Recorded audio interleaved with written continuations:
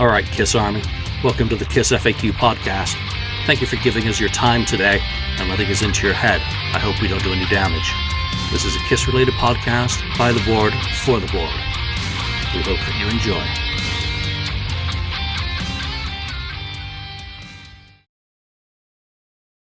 Welcome to episode 282, or is it 83? There's another episode that might come out before this, might come out afterwards. I can't remember what numbering I'm up to. Just another number. Welcome to the KissFAQ Podcast. I'm your host, Julian Gill, admin on the KissFAQ message board. Today I am joined by Michael Cavaccini. Hey, everyone. Lonnie. Hello again, everybody. And Ken for a discussion of the new Kiss book, Take It Off, our review. And, of course, there'll be an interview with the author, Greg Prato, tacked on at the end of this. So you have a little fast forward button. If you don't want to hear us pontificate about it, you can fast forward until you see Greg's face pop up, and it's a video interview. For those of you listening on iTunes, that's all irrelevant. But most of my introductions to episodes are. There we go. Anyone got any new Kiss stuff lately? It's coming today. I got mine today. Unfortunately, yeah, mine. Okay, my yeah. Hot in the Shade, my Hot in the Shade and Hotter Than Hell came the other day. Yep. So got my T-shirt. I think it's actually pretty cool. Did you get the vinyl too with it? I got the vinyl. Oh, okay. Yeah, I have the vinyl. I got the vinyl for both of them. I have both vinyls coming and with the two T-shirts also. So. And apparently, I have a fairy godmother who sent me a stack of pics from the Kiss cruise. So some very cool ones. Very Thank nice. you very much, fairy godmother. I appreciate it. Eric Singer one. I don't know if you can see the back. And then they did an alternate gray pic. So like I don't know what you call it. Remember the blood cards with the trading stuff and all that? So thank you. That was a very nice surprise in my mailbox, and I will instant message you shortly, thanking you in person. So as I mentioned, we are going to be talking about the book Take It Off. And it's currently the first book to focus on Kiss's non-makeup era. Just to be snarky and get that out of my system. What was that?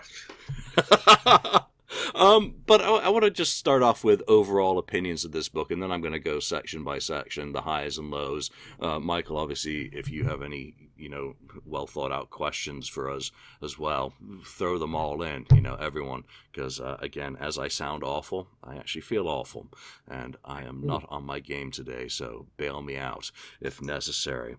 But obviously, this is the first real book to focus on the non-makeup era of the band. Mine don't count. Mine are privately published. They have no quality control whatsoever, so this one's actually been proofread and hopefully all of the typos and grammatical errors corrected by someone who actually knew what they were doing. I only had an artist who knew how to do good covers. Everything else, forget about it. So the foreword by Chris Jericho. What were your guys' thoughts on that? Because I'm not a wrestling guy, so he meant nothing to me. What I did enjoy was that his perspective mirrored my own entry as a fan, so I thought that was kind of cool. Michael, let's start with you.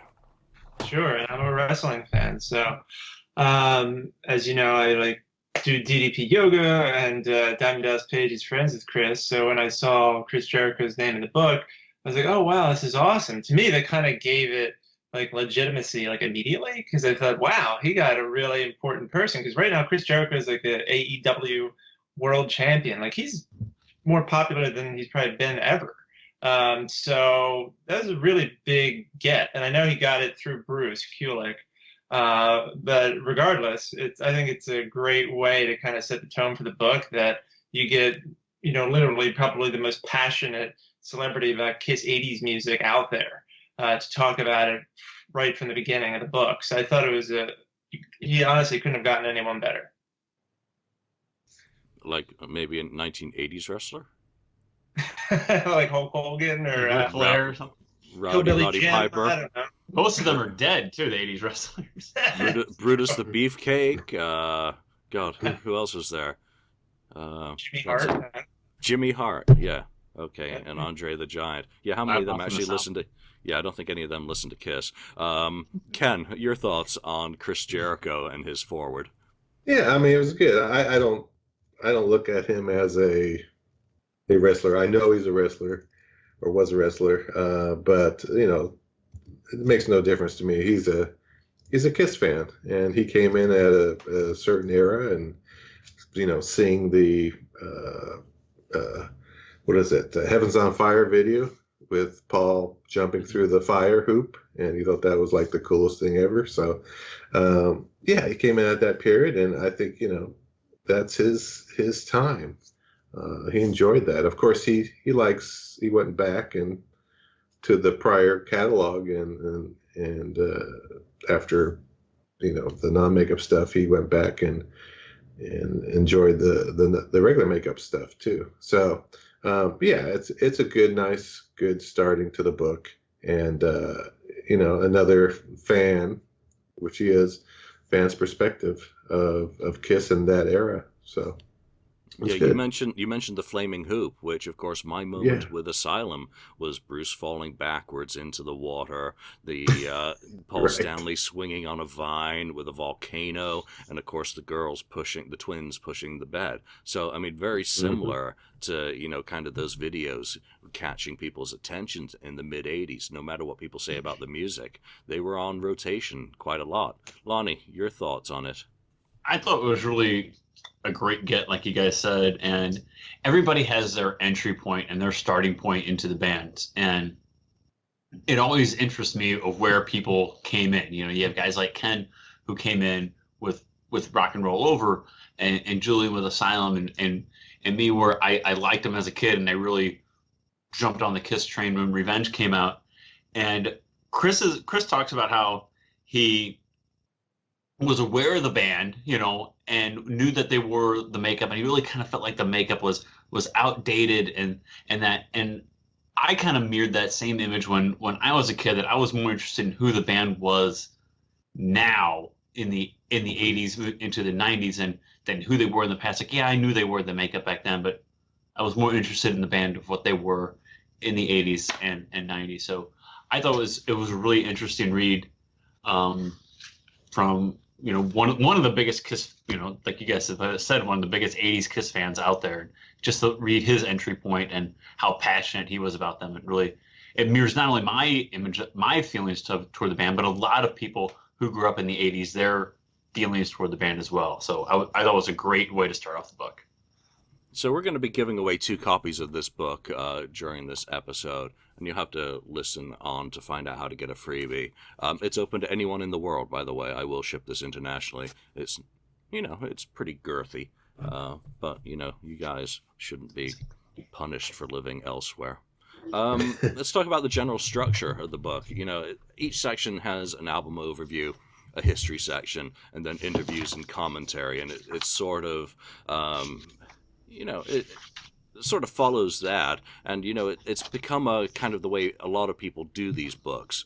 I think Ken Sharps have done similar in, you know, taking quotes from famous people about particular topics and then gathering them all together and then mixing it with stuff. How did that format kind of work for you, taking it away from the purely narrative driven writing that many people try and do, and let me flash it again, and fail miserably at? No, come on. It's out of print, so I can now wave it around freely because I'm not advertising myself. Michael, as a writer of you know, and an interviewer, you're probably the best equipped to really kind of approach that with some of the work that you've done on your own. Your thoughts? Yeah. So, few things. I like the how it's chronological. It's album by album. I like how he included things that I didn't expect. Like he included smashes, thrashes, and hits. He included "Kiss My Ass." He included things like that, where I was like, "Oh, that's cool. I didn't expect that." You know, even Alive 3. I mean, he didn't. He could have said I'm sticking with just studio albums, but he decided to include those things. So I thought that was cool. As for the content of each chapter, I actually wanted to hear more from him and less from the people he interviewed, because just when he was getting going, it was like, okay, now let's talk to Eddie Trunk, and I'm like, really? I care more about. I guess when I read a book, I care more about the author's point of view than other people, unless it's being pitched as a collection of interviews. Um, and that leads me to my next point, which is Eddie Trunk, which a lot of people hate him, especially people who support the current lineup. And in the middle of the End of the Road tour, it's just my opinion. I'm not trying to be too mean here, but I think it was a poor choice to have him so heavily featured in this book. I think he's even a pull quote on the back.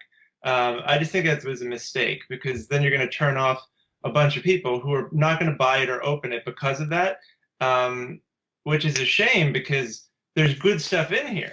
But I think he's such a polarizing figure that it kind of cripples sales with a certain segment of the population because they hate him so much. Yeah, that was going to be one of my next questions, but Lonnie, what do you think about the overall structure of the book? I liked the format where you kept hearing from some different perspectives, and I think it kept it fresh as the book kept going to hear different voices throughout. I will agree with Michael, though, that I wish the author would have had more say than just a few pages on each album, then we threw it to somebody else. Like, give me more of that historical background of the album from the author's point of view. Because I was really interested, because the book itself is just so interesting in the fact that it's a full book about that time frame. And just give me more historical facts about that time frame, because it's such a time frame that the band just glosses over and pretends like it never existed. They really do. I mean, they're playing Lick It Up on the tour, and they're playing Heaven's on Fire on the tour, but for the most part, they're playing Crazy Nights actually now too. But for the most part, they do gloss over this time frame, not only in the live shows, but in Gene's book and Paul's book. The least amount of girth, to steal a word from Julian, in the book is about this time frame. So I was really intrigued by it. Number one, just because it's special to me, and as special as to a lot of people. So I was looking for more of historical facts and how each record came together. But I did like how it kept it fresh with different perspectives. Like I just found when I was on Animalize, and like, okay, well, am I going to hear from Eddie Trunk now? No, it's Richard Christie from the Howard Stern Show. How fun is that? I thought that was fantastic. So things like that really kept the book interesting and kept it fresh throughout. So I did enjoy that. Yeah, Lonnie, for the rest of this episode, can you please say, give me more, not give me more? If this is going to be an 80s themed episode, get your song titles correct. Pardon the hell out of me. Yeah. Now drink your beer. Ken, your thoughts? Yeah, I mean, I do like, that's why I was hoping that it would kind of follow a chronological order. I mean, even lay down the groundwork a little bit of, where Kiss was at that time, at the beginning, where they're kind of just coming off of the failure of Creatures and that tour, and then the Lick It Up album happens, and they pick up Vinnie Vincent and so on, and going through the years. And yeah, I find it interesting, some of the people that I've never, which is good, that I've never been interviewed, or I haven't seen interviews with them, some different people, like what Lonnie said, from Howard Stern or something like that, anything, besides the usual people we always hear from, and interviews will go, okay, yeah, I know that. But I was hearing other things about the music and the albums, and maybe in the touring, that I'd never heard before, or there was some points in there that, oh shoot, I didn't know that. Mm-hmm. It was like there are these little eggs of whatever you want to call them, Easter eggs in there that minutia. Yeah, steal a word again. Minutia, Easter eggs that are like, oh, I was like, whoa, wow, I didn't know that. That's interesting. So it was cool, and I like the order, and I like how they throw in bits of other parts. They talk about some of the movies that Gene has starred in, and other stuff that was going on. Not just the albums and the tour, but some other stuff about solo stuff going on, and maybe Paul's solo tour and things like that were thrown in there too, which was really good. Yeah, I think Michael covered, kind of the elephant in this room, and that is Eddie Trunk's involvement in this, because he's such a divisive figure. Unfortunately, I actually do like him, and it's not just because he mentions my books and name on air. Thank you, Eddie. Okay, sure, No, Julian. well, I have to put that out there as a caveat, because obviously he is very supportive of KISS projects out there and has always been. And I've never asked him to mention any of my books, but he mentioned the Def Leppard one. I just said, hey, do you want a copy of the book? Yeah. There was no quid pro quo in this arrangement. But there are people who very much don't like him and are going to be turned off by that. So I thought it was a brave decision of Greg to actually use him as heavily as he does rely on him in this book. But I also think the same goes for Kurt Gooch, who's a very divisive figure on Facebook. For anyone who's on there will know, and there's no hiding, from it. I've known Kurt for many years. I won't say we're friends. But he does have a reputation now online of basically attacking people for incorrect information and opinions. But that being said, I thought the contributions Eddie made were very valid. For someone who was working in the music industry in the mid-1980s, he was well placed to comment on this part of the band's history. And having been a fan through the makeup into their transition out of makeup, and working with Ace, I thought he comes in with a unique perspective and a very broad kind of knowledge of music from that period as well. So on the one hand, I know people are going to hate him that he's involved. On the other hand, he didn't turn it all into, one of the biggest complaints about him is he didn't turn it into being about himself. He actually was very focused on the topics at hand. And the same goes for Kurt. I sent Kurt a PM. I said, those were really nice, tight, and concise tour overviews that you contributed to the book. They were just full of, enough information and new information and well-presented information that I thought it was a massive success. So, Lonnie, Eddie, and Kurt, your thoughts? I agree. They are divisive characters, both. One online, I guess online for both of them. I enjoy Eddie's perspective. I know he's divisive because he's not supportive of the current lineup, and many KISS fans, if you're not supportive of the current lineup, they attack you and they don't want your opinion. Just flat out doesn't matter. And I like the current lineup. Don't get me wrong, but I think everybody is entitled to their opinion in this day and age that we live in. Everything, we're supposed to be an age of acceptance and everything's okay. So, Eddie can have his opinion, but the show isn't about Eddie Trunk and his opinions. So I don't have a problem with him being involved. I really truly don't, because that's who he is. He has his opinions, and he's a big fan of the band in that era. And that's why he's featured in the book, is because he feels strongly about that era. Kurt did a lot of research for the band and a lot of research on touring. So he's an informed opinion. So him being included in there doesn't really bother me either, because he wrote the book that many people consider gospel of KISS's touring history. So he's a great get to have in there.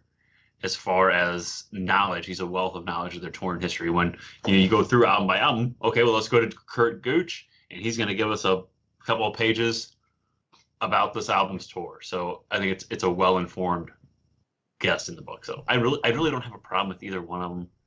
I truly don't. So you're still going to buy a copy of the book? Oh gosh, yeah. No, and I do have to thank Steve for providing us with reader copies of the book, and also Yes. for providing us 2 books to give away to folk today on this episode. Ken, your thoughts on both Kurt and any more you want to say about Eddie? Yeah, Eddie's, I had no problem with it. Yeah, I know he's a divisive character, but I have no real problem with him. Everyone has their opinion, And then as far as Kurt Gooch, yeah, nothing wrong there. And I liked his little concert updates, after kind of the end of each of these album sections. they talk about what was going on the tour. He does. And it was interesting, and it was cool. I think there was actually a couple of things in there that I thought, oh, that were new to me that I didn't know. So, yeah, no problems with it. Yeah, and they weren't bludgeoned. You've already said a lot about Eddie, Michael. Any thoughts on Kurt? So obviously Kurt's book, Kiss Alive Forever is great. And I enjoyed what he contributed to this book. I thought it was useful because it's kind of his area of expertise. Facebook's another issue, but for the purposes of this book, I felt like it was fine. And for a person who's not on social media, I feel like they wouldn't be aware of that side of him. So, if you only know him because of that book, then you won't be disappointed with this one, with his contributions. Exactly, and if you only know him because of Kiss Alive Forever, make sure you do check out Larry Harris's book, which Kurt and Jeff both contributed to as well, to bring a really good story of the history of Casablanca. Let's jump into the albums. The book's broken up into section, album by album. Starts with Lick It Up. And again, here's where I just don't get it. Keith Roth, Ozzy's Boneyard, and Hair Nation. I don't have Sirius, so that didn't mean anything to me, who this person was writing about Lick It Up. But then you get into the actual kind of, I'm going to call them vignettes for want of a better term, because he talks about, the Kiss masking, and has quotes from MTV VJs like Nina Blackwood and Alan Hunter, and then contemporary rockers Joe Elliott, Warren DeMartini, Rick Emmett from Triumph, and photographer Mark Weiss talking about it. But I love the quotes from, the kind of the off-the-wall people about Kiss taking off the makeup. Ann Wilson, put it back on. Bruce, Vinny didn't look like he belonged. And Geddy Lee, well, I already knew what they looked like, And, again, another good one was Lita Ford. People didn't care. They just loved music, So, what are your thoughts on Lick It Up and the high points, low points of that coverage? Michael, let's start back with you. Yeah. So, so Lick It Up for me is, I feel like it's an album that I've come to appreciate more over time, where it didn't necessarily grab me at first. So I feel like the more I read about it, like in this book, or the more I listen to it, the more I appreciate it. And one thing I like right from the outset is that, it tells you immediately, album information, where things charted, who wrote songs, that's nice to have right up front. And then, I feel like there's a lot of time spent on this, but for good reason, because it was more than an album, right? It was taking the makeup off. It was like a really important moment in the band's history. And you're right, I didn't know who Keith Roth was either. That didn't really mean much to me. But I did like all the other people weighing in with that information. And Kurt's section about the tour was interesting too, because I feel like the Creatures tour obviously gets a lot of attention from Kiss fans because of its brevity. So it was interesting to get some information from him about it. But I really do I think the best part about that is just all the people weighing in, Lita Ford and Phil Collin. And Bruce obviously weighs in a lot throughout this book. And I really like his contributions throughout the entire book. I always think his thoughts are interesting because he was so intimately involved with everything the band did during this era. So anytime I'd see his name pop up, I would get excited because I'm like, oh, great, more interesting insights from Bruce. Yeah, there's a good sprinkling of Kulik all throughout here. Lick It Up, though, I felt really needed an interview from Michael James Jackson. And with him coming back onto the scene, I thought that would have been kind of the marquee one. Lonnie, what were your thoughts on Lick It Up? I knew who Keith Roth was because I was a serious subscriber for quite a while, so I did know who he was. So I actually enjoyed hearing from him because he's a DJ on Hair Nation and that. So growing up in the 80s, I would listen to a lot of Hair Nation when I had Sirius, so I knew the name immediately. So I thought hearing from him was good, and I enjoyed how much coverage that you guys mentioned, how much coverage was spent on Lick It Up, because like you guys said, it was more than just the album. It was the taking off the makeup. It was such a big step for the band. and how much attention is put on taking the makeup off, and how significant that really was to the band, to MTV, and to music in general in 1983.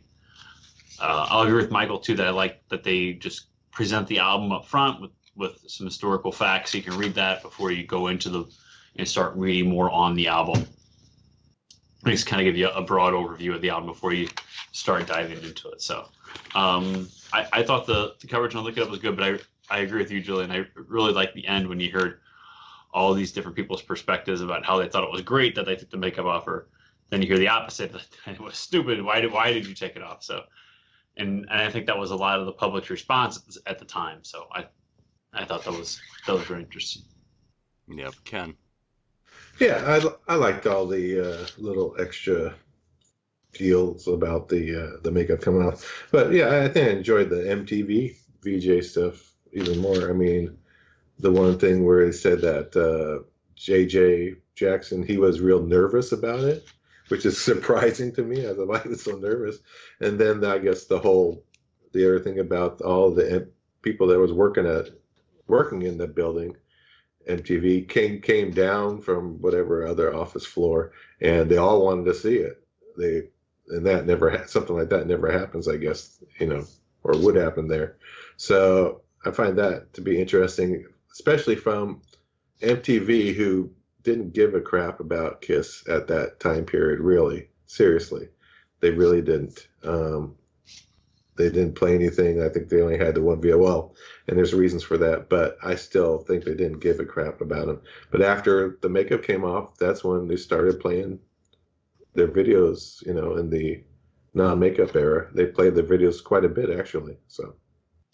Yeah, how could they give a crap about them with bands like Rat, Round and Round, Twisted Sister, Wasp, Motley Crue. Twisted Sister, definitely. It was a new generation, and these were the old bands. I mean, did you see Aerosmith's Lightning Strikes in rotation? No. Did you see much of Rush in rotation? No. Did you see much Judas Priest? Probably of the older bands, quite a bit more of them. Mm-hmm. So take us into Animalize, Ken, because I thought Mitch Weissman gave a great interview, one of the best ones in this book. I also loved the misogyny and metal feature from Catherine Turman. I thought that was really something quirky and something different, similar to how James Campion approached Destroyer, something off the wall that really made you refocus on it. What were your thoughts on that?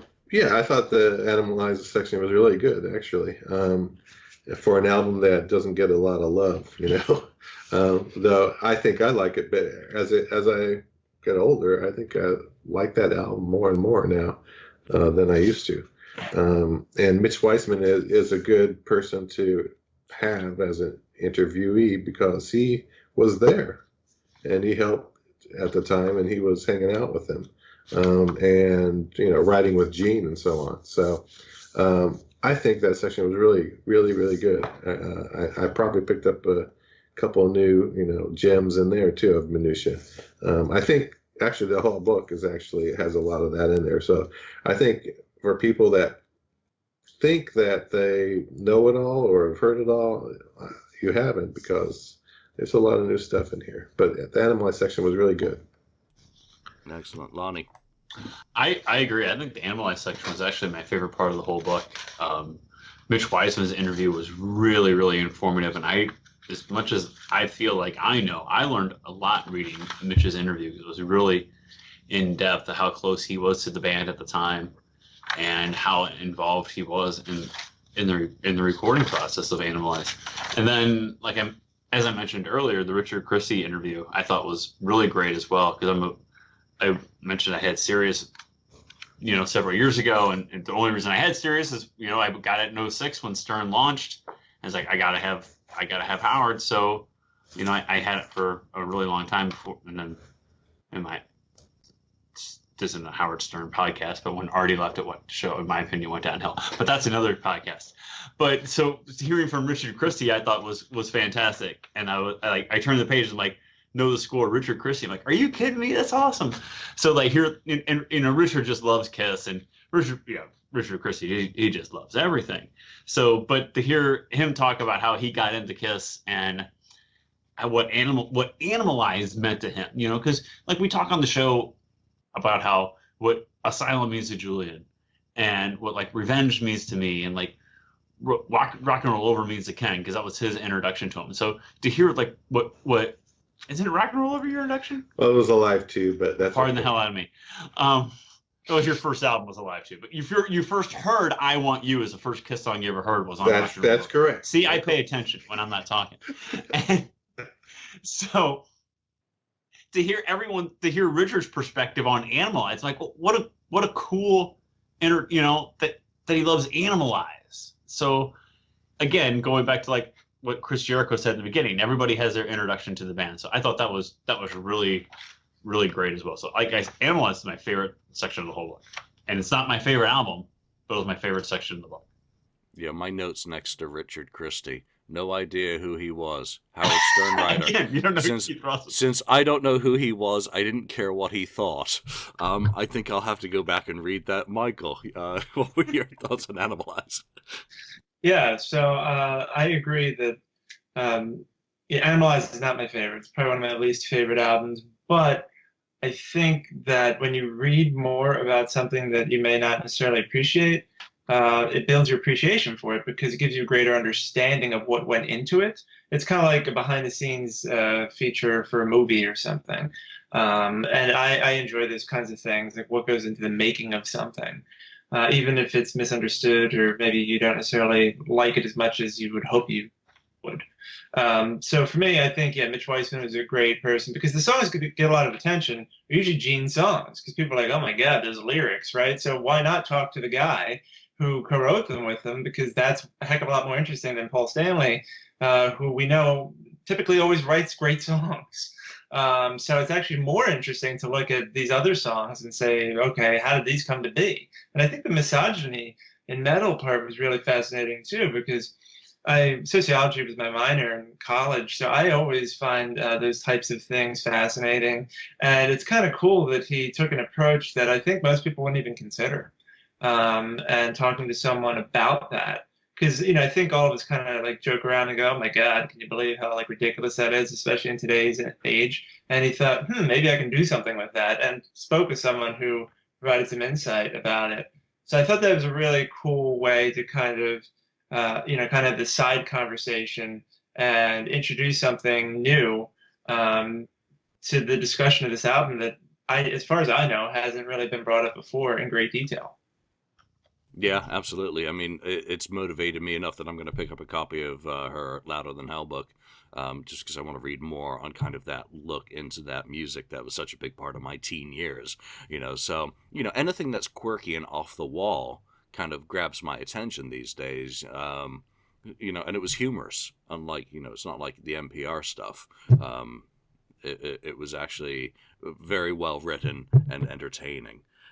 I think the big missing part of Animalize is kind of Desmond Child, and he's tough to get, really tough. But this would have been a great kind of area to focus on him because obviously, he did co-write, some of, the best songs on the album, Under the Gun, I've Had Enough, Heaven's on Fire, with Paul. So that would be kind of my only criticism of this one, Michael James Jackson for Lick It Up, Desmond Child for Animalize, and then we move into one that's kind of, I think this one's a total cheat to include the 1985 reissue of Creatures of the Night, because that's just a great way to drop, a makeup album back into it.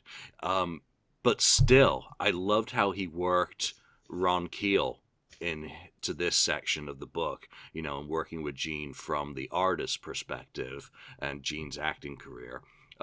Wednesday 13, I actually liked that. I mean, I have no idea who Wednesday 13 is. I don't think I've ever heard a Murder Doll song, but I liked his perspective because I was just a little bit, again, like Jericho, I was a little bit older than that, and it was a parallel to my story. I'm like, so, what is it, a common theme for us who became fans in the 80s?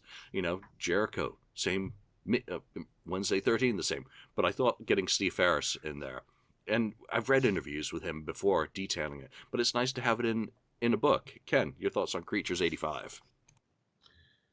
Yeah, Christie 85. Yeah, that was an interesting section. And like you said, the Steve Farris interview was really interesting about him trying out, going there and trying out and just saying that, here, just, do a solo on this song kind of thing.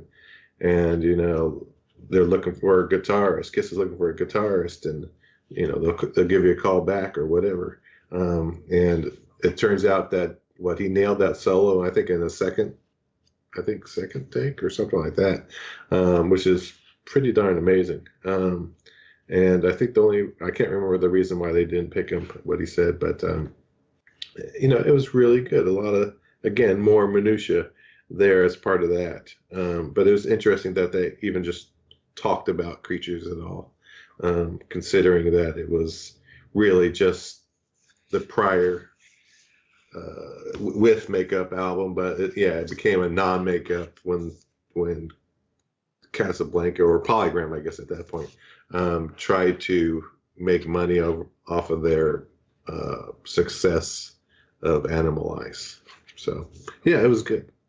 Yeah, and the songs obviously were a major part of the set in the 1980s from that album, so True. Kind of makes sense. Michael, your thoughts on Creatures? Yeah, I think it was cool that it included it. I mean, musically it makes sense, right? Creatures is kind of the return to rock, and Lick It Up is kind of like the sequel. And Animalize kind of continued that sound just in its own way. So I mean, it makes sense sonically to include it, and he found a creative way to drop it in there.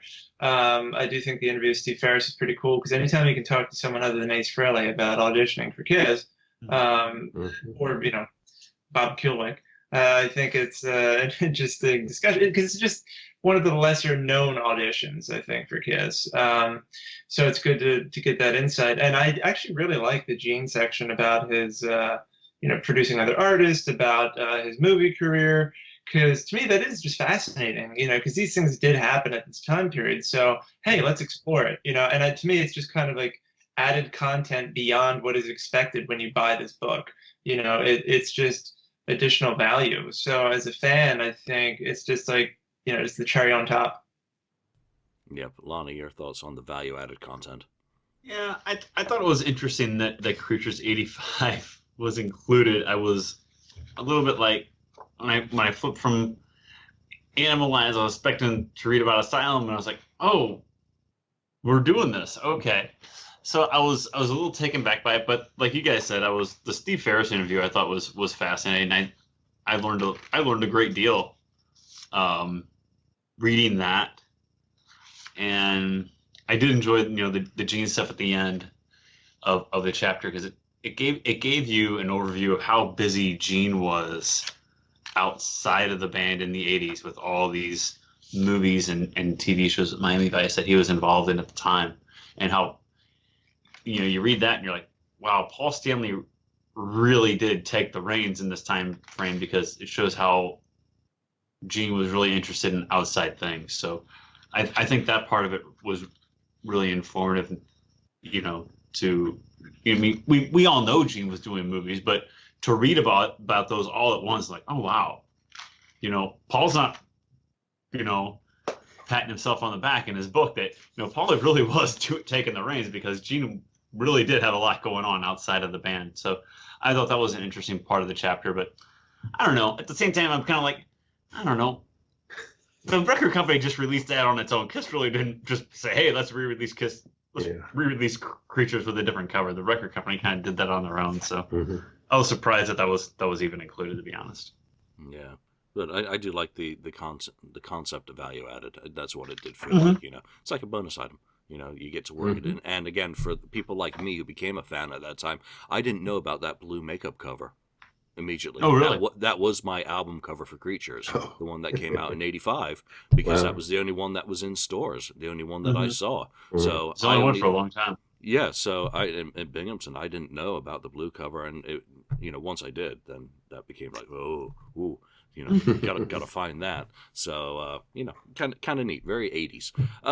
Let's move on into Asylum, and this could be a whole book for me, obviously. So it was just too damn short, this part of the book. No, I thought it covered it well. Jean Beauvoir. Again, he's the cat who's involved in that era, co-writing, playing bass, and whatnot. Brent Fitz, pardon me. Not too so sure about that. KK Downing, I was a little bit apprehensive about where he was going to go, having just read his unfortunate book.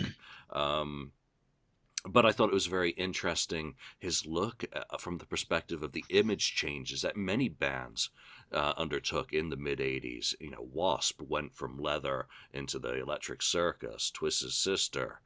Judas Priest, of course, was transforming into the Turbo era. Aerosmith, well, no, they didn't really change until later. But I thought it was a useful contribution. What I think I'm getting out of this book is it really is a potpourri of the 80s. Just a whole bunch of different things that aren't necessarily thrown on the wall to see what sticks. Ken, Asylum. Yeah, Asylum, another good section. And I think the best part is the Jean Beauvoir area with him, writing songs with Paul, hanging out with Paul. And then even when he's in the studio and recording some of his bass tracks, and even when Gene was there, he did it, and Gene says, "Yeah, that's good," and just Gene didn't feel threatened or anything by it. Just you did a great job on that bass part of the song, and let's keep it. And so it's really a great section. I mean, Asylum is another one of those albums that I guess kind of continued the momentum from Animalize into Asylum. I know we'll talk about Crazy Nights, but I think that was a real good section. And then Brent Fitz, right? Gene's solo band drummer, it was good his perspective about how what he thought about the band at the time too. So that was good. Yep. Token Canadian representation. Well done, There Michael. To me, the most interesting part of the Asylum is probably the part by Kurt, mainly because the tour amongst fans is something that's discussed a lot, mainly because there's not a lot of pro shop footage, or maybe none. I think it's always up for debate. And I think that because that tour, kind of like the Creatures tour, gets a lot of attention, I think it's nice to explore that, and I appreciate that Kurt took the time to do that in this chapter. Because I think that for hardcore fans is an important part of Asylum. It's not just about the album; it is about that tour. So I like that they took the time to include that portion. I think that was, a good representation of that era. Just having, the album as well as the tour. Yep, excellent. And I think the answer to your question about pro shop footage is there's less than 5 minutes that was shot by Howard Marks for advertising, and I know Kurt did share some of that when he was promoting some of his auctions, and it was very cool, and it just made me wish for a full pro shot or several of them so that a multicam could be created, because I think that was nearly the biggest the logo got. And I love the costumes and the stage with the stairs on the sides. So, Lonnie, Asylum. Yeah, I will disagree with you, Julian. I enjoyed the Brent Fitz interview with Brent's playing with Slash. That's how I originally became introduced with Brent. So I thought that was a cool inclusion in the book. And the Jean Beauvoir was really good as well, just because he was there, his firsthand experience. But I more so agree with Michael that the Kurt stuff was the best, because it is like the undocumented tour almost. That there's really, like I said, there's really nothing. So I thought that was the most intriguing to me, because you can't go back to your Pro Shot Asylum show and watch it after you hear someone talk about the tour. So maybe Julian can, because he's wondering. But so order. No, I'm just looking up at my shelf in an unreleased Asylum Tour show. Okay. Sure. So anyway, I thought I agree with Michael though. The Kurt good stuff was my favorite part of the tour, because it's really like the the unknown in my opinion. But again, with the Brent Fence thing, I turned the page like, oh, Brent Fence, really? That's cool. So again, back to my original point about the book, it kept me intrigued the whole time, hearing different voices throughout. I'm like, oh, now we're going to hear from this guy. Oh, that's kind of cool. So I enjoyed that.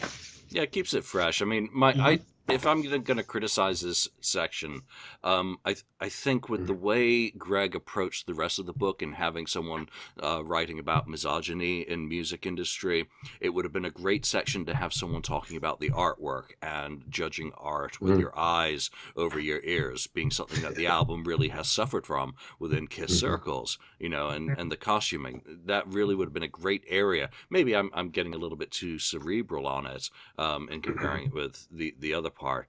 I also thought that, every chapter starts off with the kind of synopsis of the album, the songs, the songwriters, the singles, the overall details. But I really felt that, this is where it became obvious that it's too much focus on the UK and US.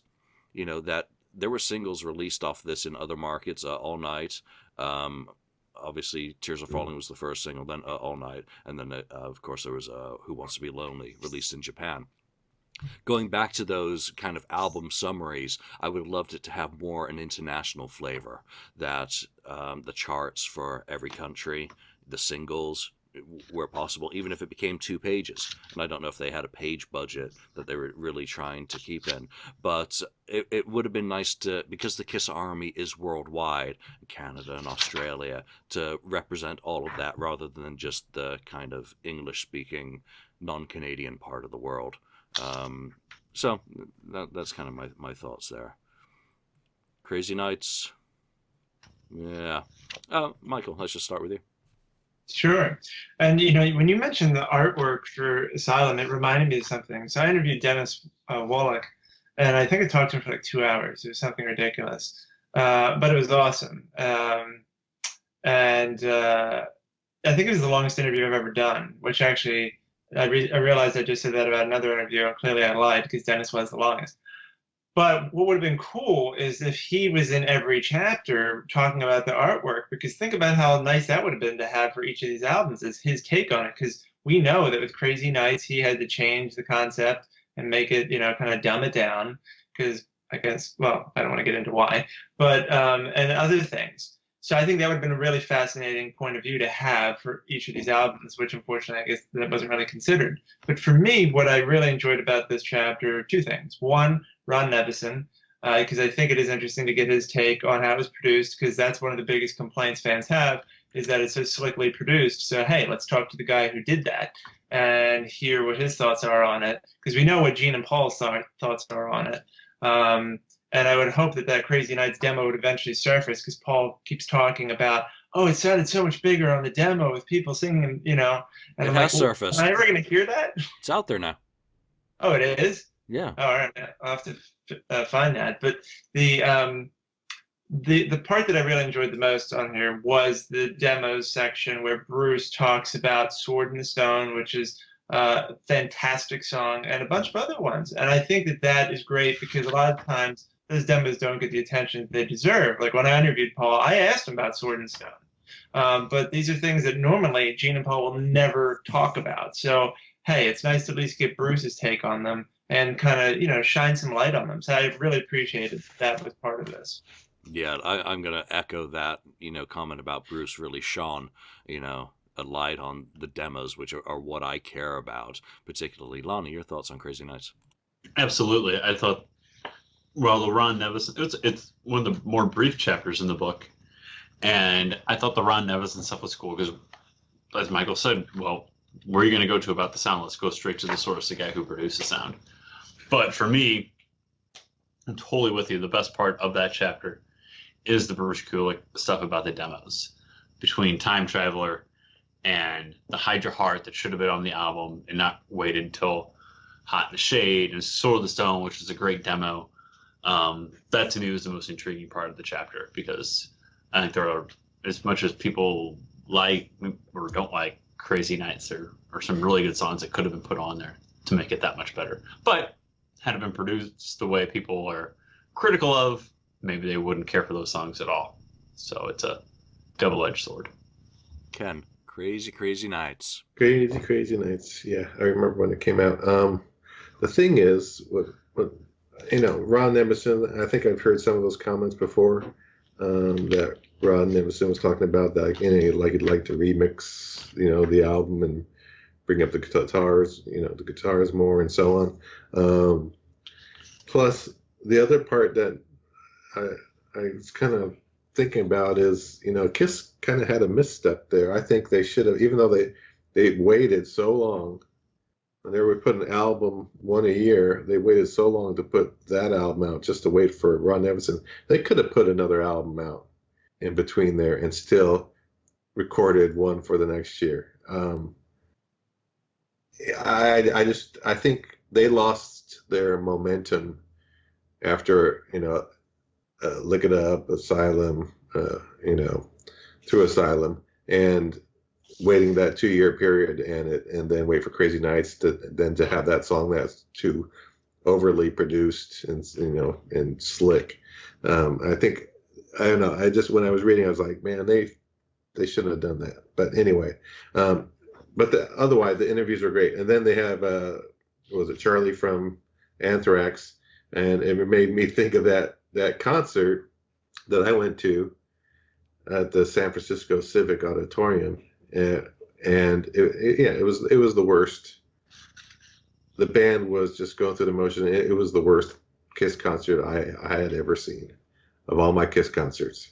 And I thought Anthrax did not fit even on the bill there. The music just didn't match. It didn't go together with Kiss. So it was just, to me, it was an okay section. It was just enlightening to me that it started to make me think about my experiences during that time period. Well, I'm going to have to raise my hand and admit utter jealousy of this section of the book, because I tried to get Charlie for the Danger Zone book. I wanted someone from Anthrax in there to talk about the tour, the exact reasons why he's in here, and obviously some of the stuff that they later did with the band.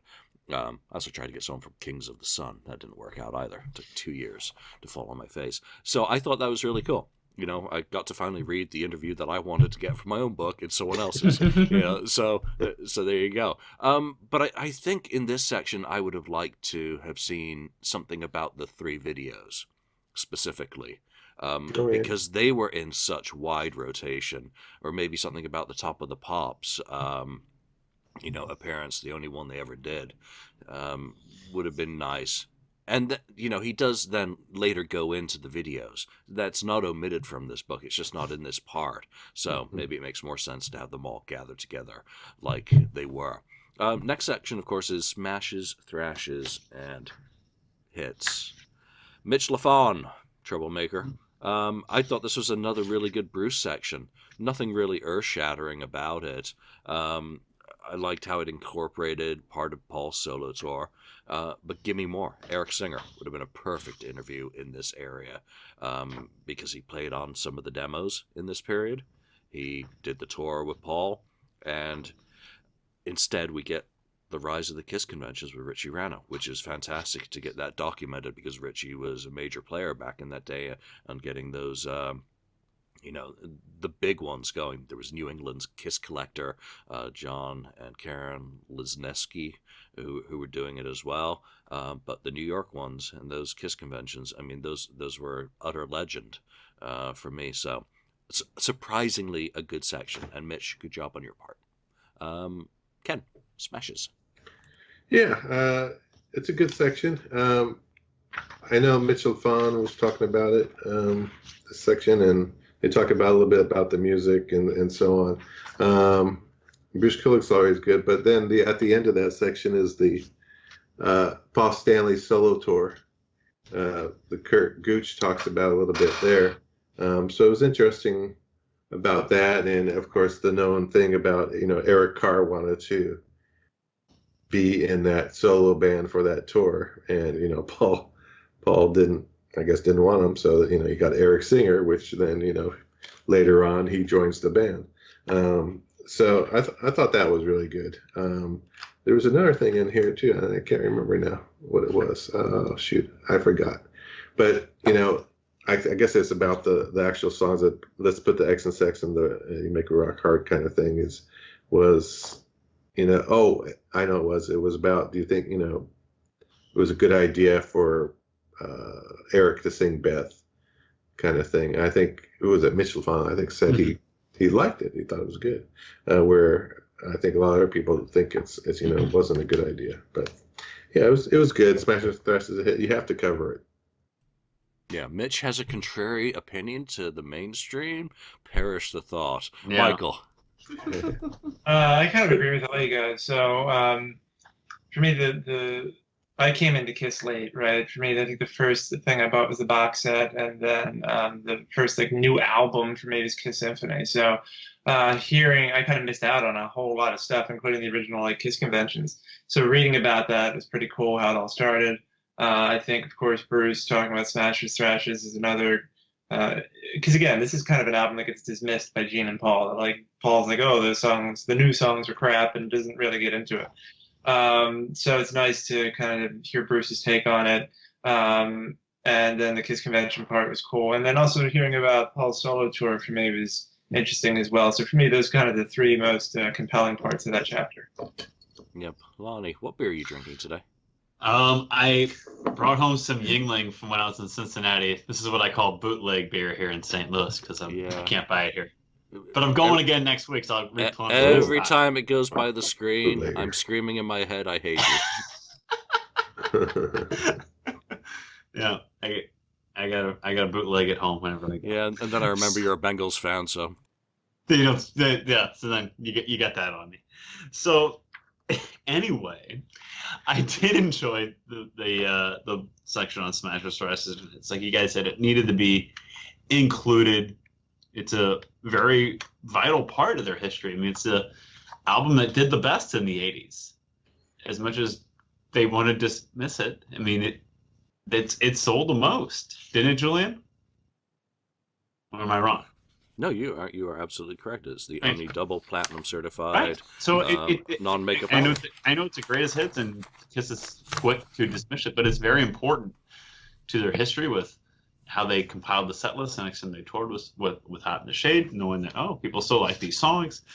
But the Richie Renano interview talking about how the Kiss conventions came to be such a big thing, I thought was the best part of the chapter, because I didn't go to Kiss conventions in the late 80s, early 90s before Kiss started their own in 95. So I thought that was a really interesting part of the book, how that became such a big thing.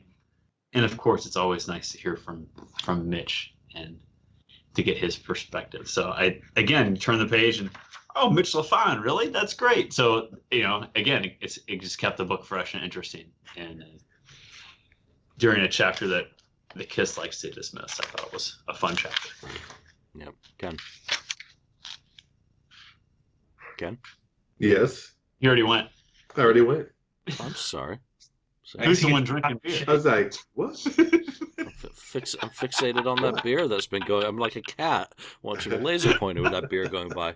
So what? I didn't skip anyone then, did I? Reset me here. No. Okay. Thank you. Then let us move on to Hot in the Shade. And for me, this was the one chapter that I thought was lacking. For an album of 15 songs, maybe it was edited down like the album should have been, and ended up really not having much there. You get Eddie Trunk again, which is fine. Brent again. It just felt like it could have been more. And I don't know what a marquee interview for Hot in the Shade would be. Gary Corbett is almost too easy. It really needs to be someone from the band. It really needs to be Gene or Paul to really explain what was going on business-wise and why there ended up being 15 songs. So maybe Larry Mazer, someone on the management side at that time, no Hilson, would have explained how you end up with 15 songs on a freaking album. You end up with a top, number 8 hit, and the album only goes gold, and you have to delay your tour because it's not selling. So it really is an error that could have been a book itself. You never know, might be. So Michael, Hot in the Shade. Yeah, I agree with you. I think probably the two most interesting parts here uh, are the tour that Kurt writes about and Eric Carr remembered. Because the other interviews I just didn't really care too much about.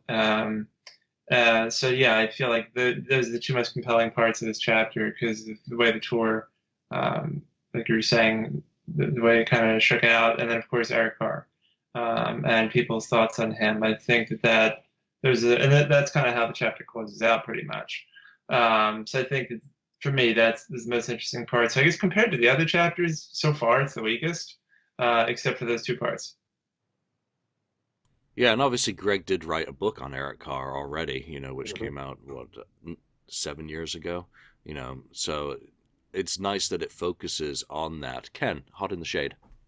Yeah, on the shade. I know that there's one of the trunk interviews there, and like I think we discussed a few episodes back on this podcast about Hot in the Shade that where we were saying the album is too long; it should be cut down to around 10 songs.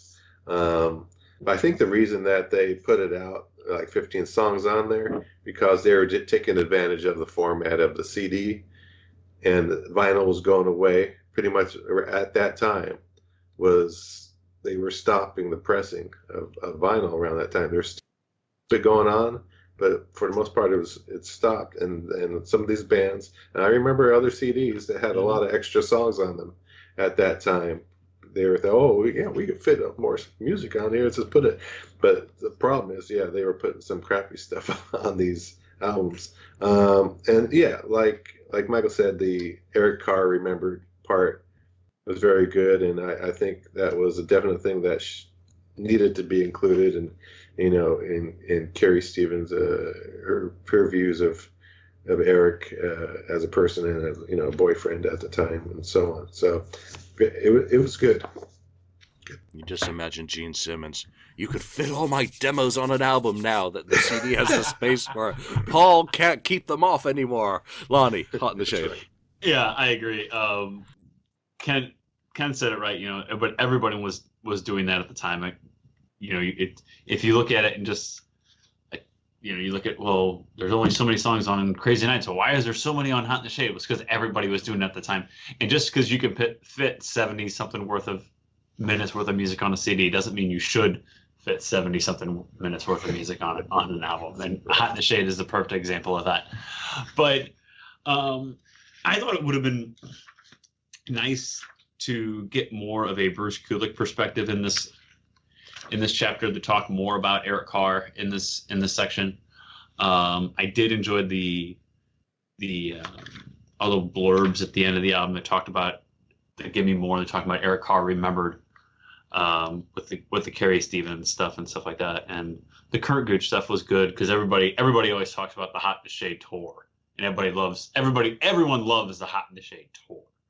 But I thought it would have been good to get more of a perspective of the album itself, and to go with what Kiss was following a trend to put so many songs on the album to fill up the CD, and why that was important to them at the time, and why they went that route with all these demos. But to me, the best part of that chapter was just remembering of Eric Carr to get different people's perspective with Carrie Stevens and Bruce and people like that.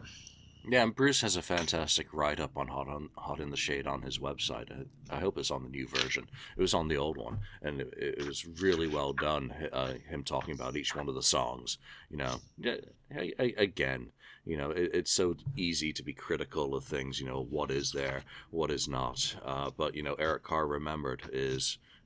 it's perfect. Revenge, Lonnie. We'll start with you. Revenge. Well, it's the best chapter in the book because it's the best album that they released without makeup. That goes without saying. I would have, and I really liked how they went and documented the videos for Revenge. I thought that was the best part of the chapter because I only saw. I mean, they played "I Just Won" a lot the summer of '92 on MTV, and I saw Domino maybe once on MTV, and I didn't even know that there was the video for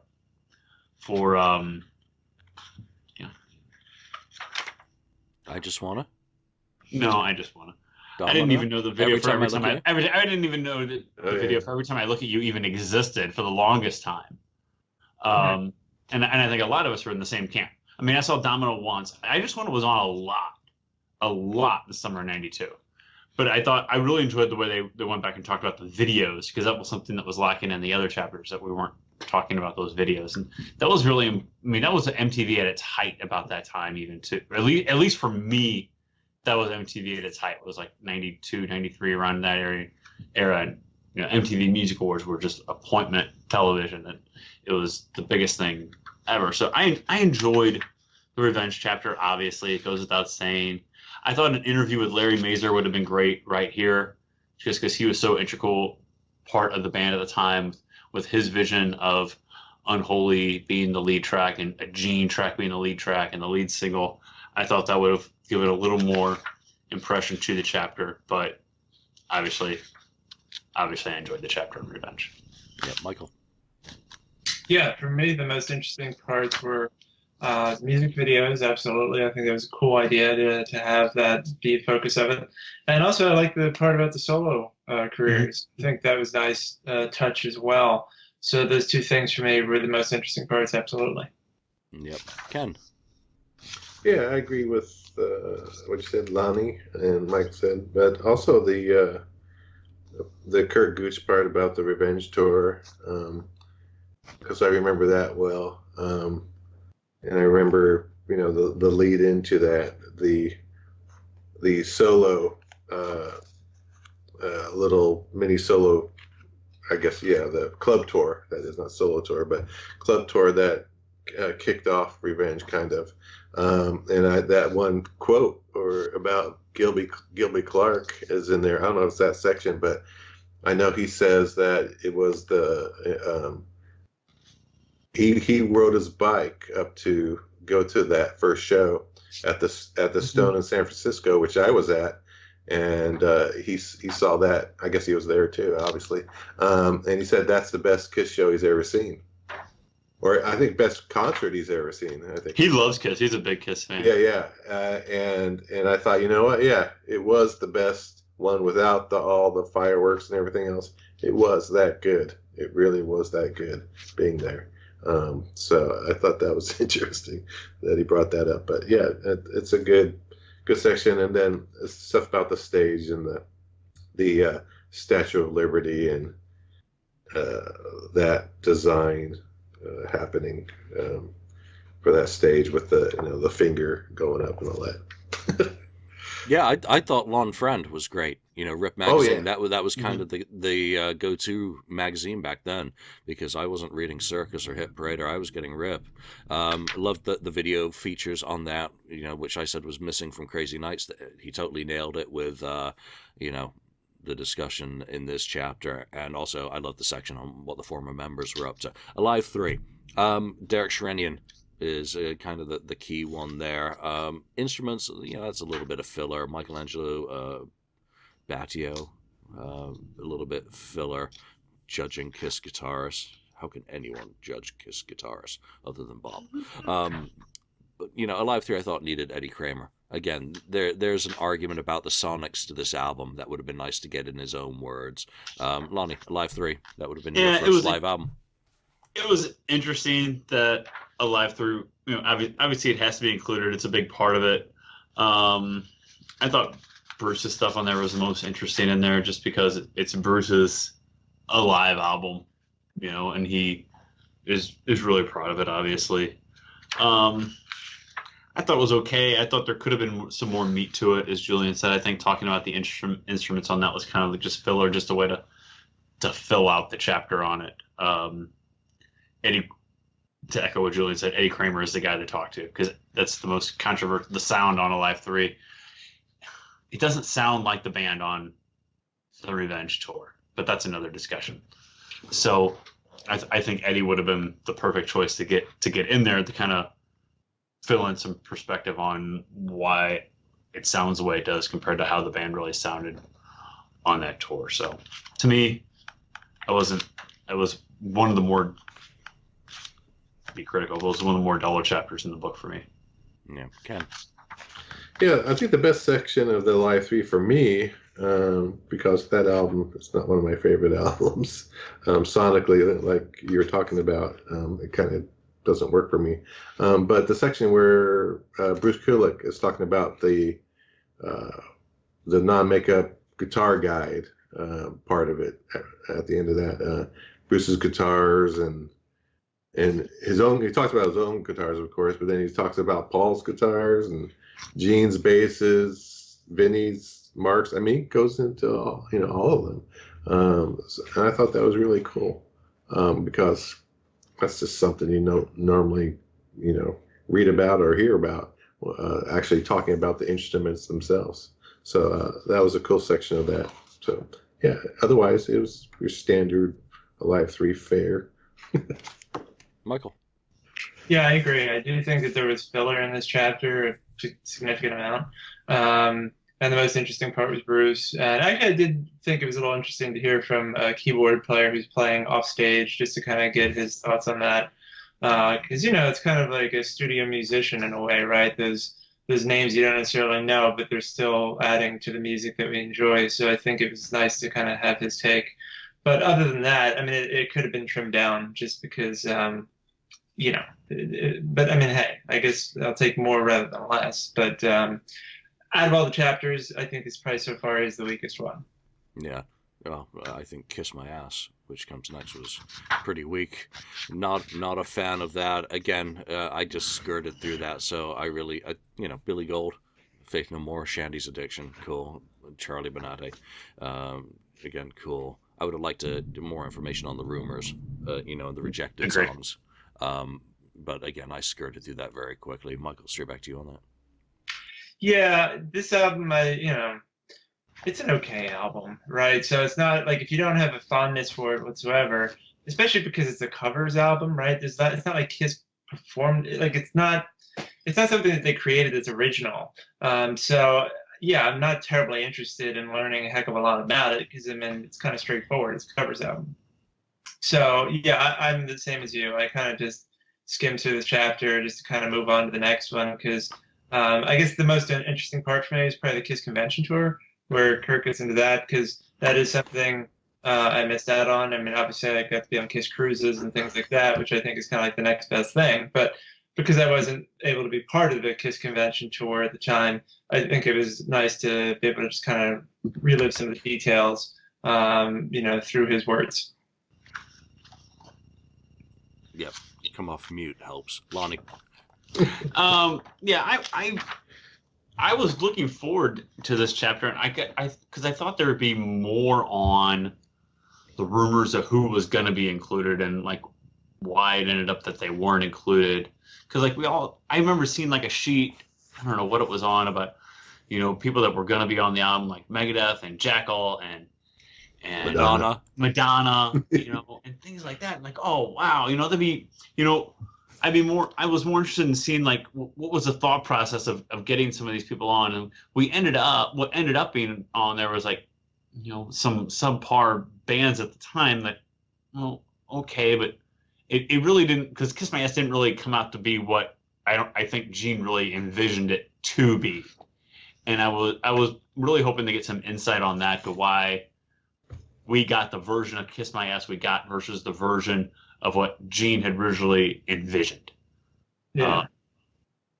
I was hoping for that. So I guess I was disappointed that wasn't included. I did like that we went through some of the different long form videos and stuff like that came out in the 80s, because cool. I think that needed to be documented, because it was an important part of the band's history in that era. Ken. Yeah, I mean, the section about the, what is it? Charlie Benante, he's talking about stuff. But the thing about, the other thing about, what is it? The country singer, Garth Brooks, about them not releasing that as a single when they probably should have. And I agree with that. They should have done it. They should have just done it, even though I think Garth didn't want it released as a single. The other part, yeah, the Kiss convention deal, I found that interesting. I wish there was more of that, because, unlike, Michael, he couldn't attend it, and I was able to attend the San Francisco one. So I do remember getting it was advertised as part of, I have a couple of postcards. They actually sent me 2 postcards, KISS, advertising that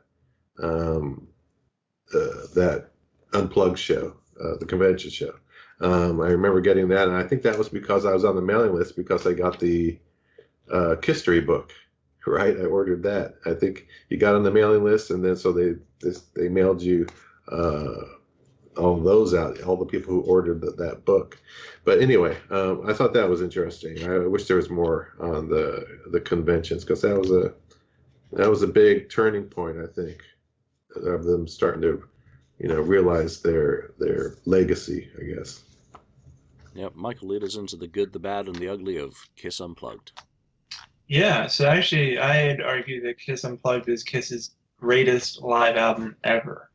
From a musicianship point of view, it's just phenomenal.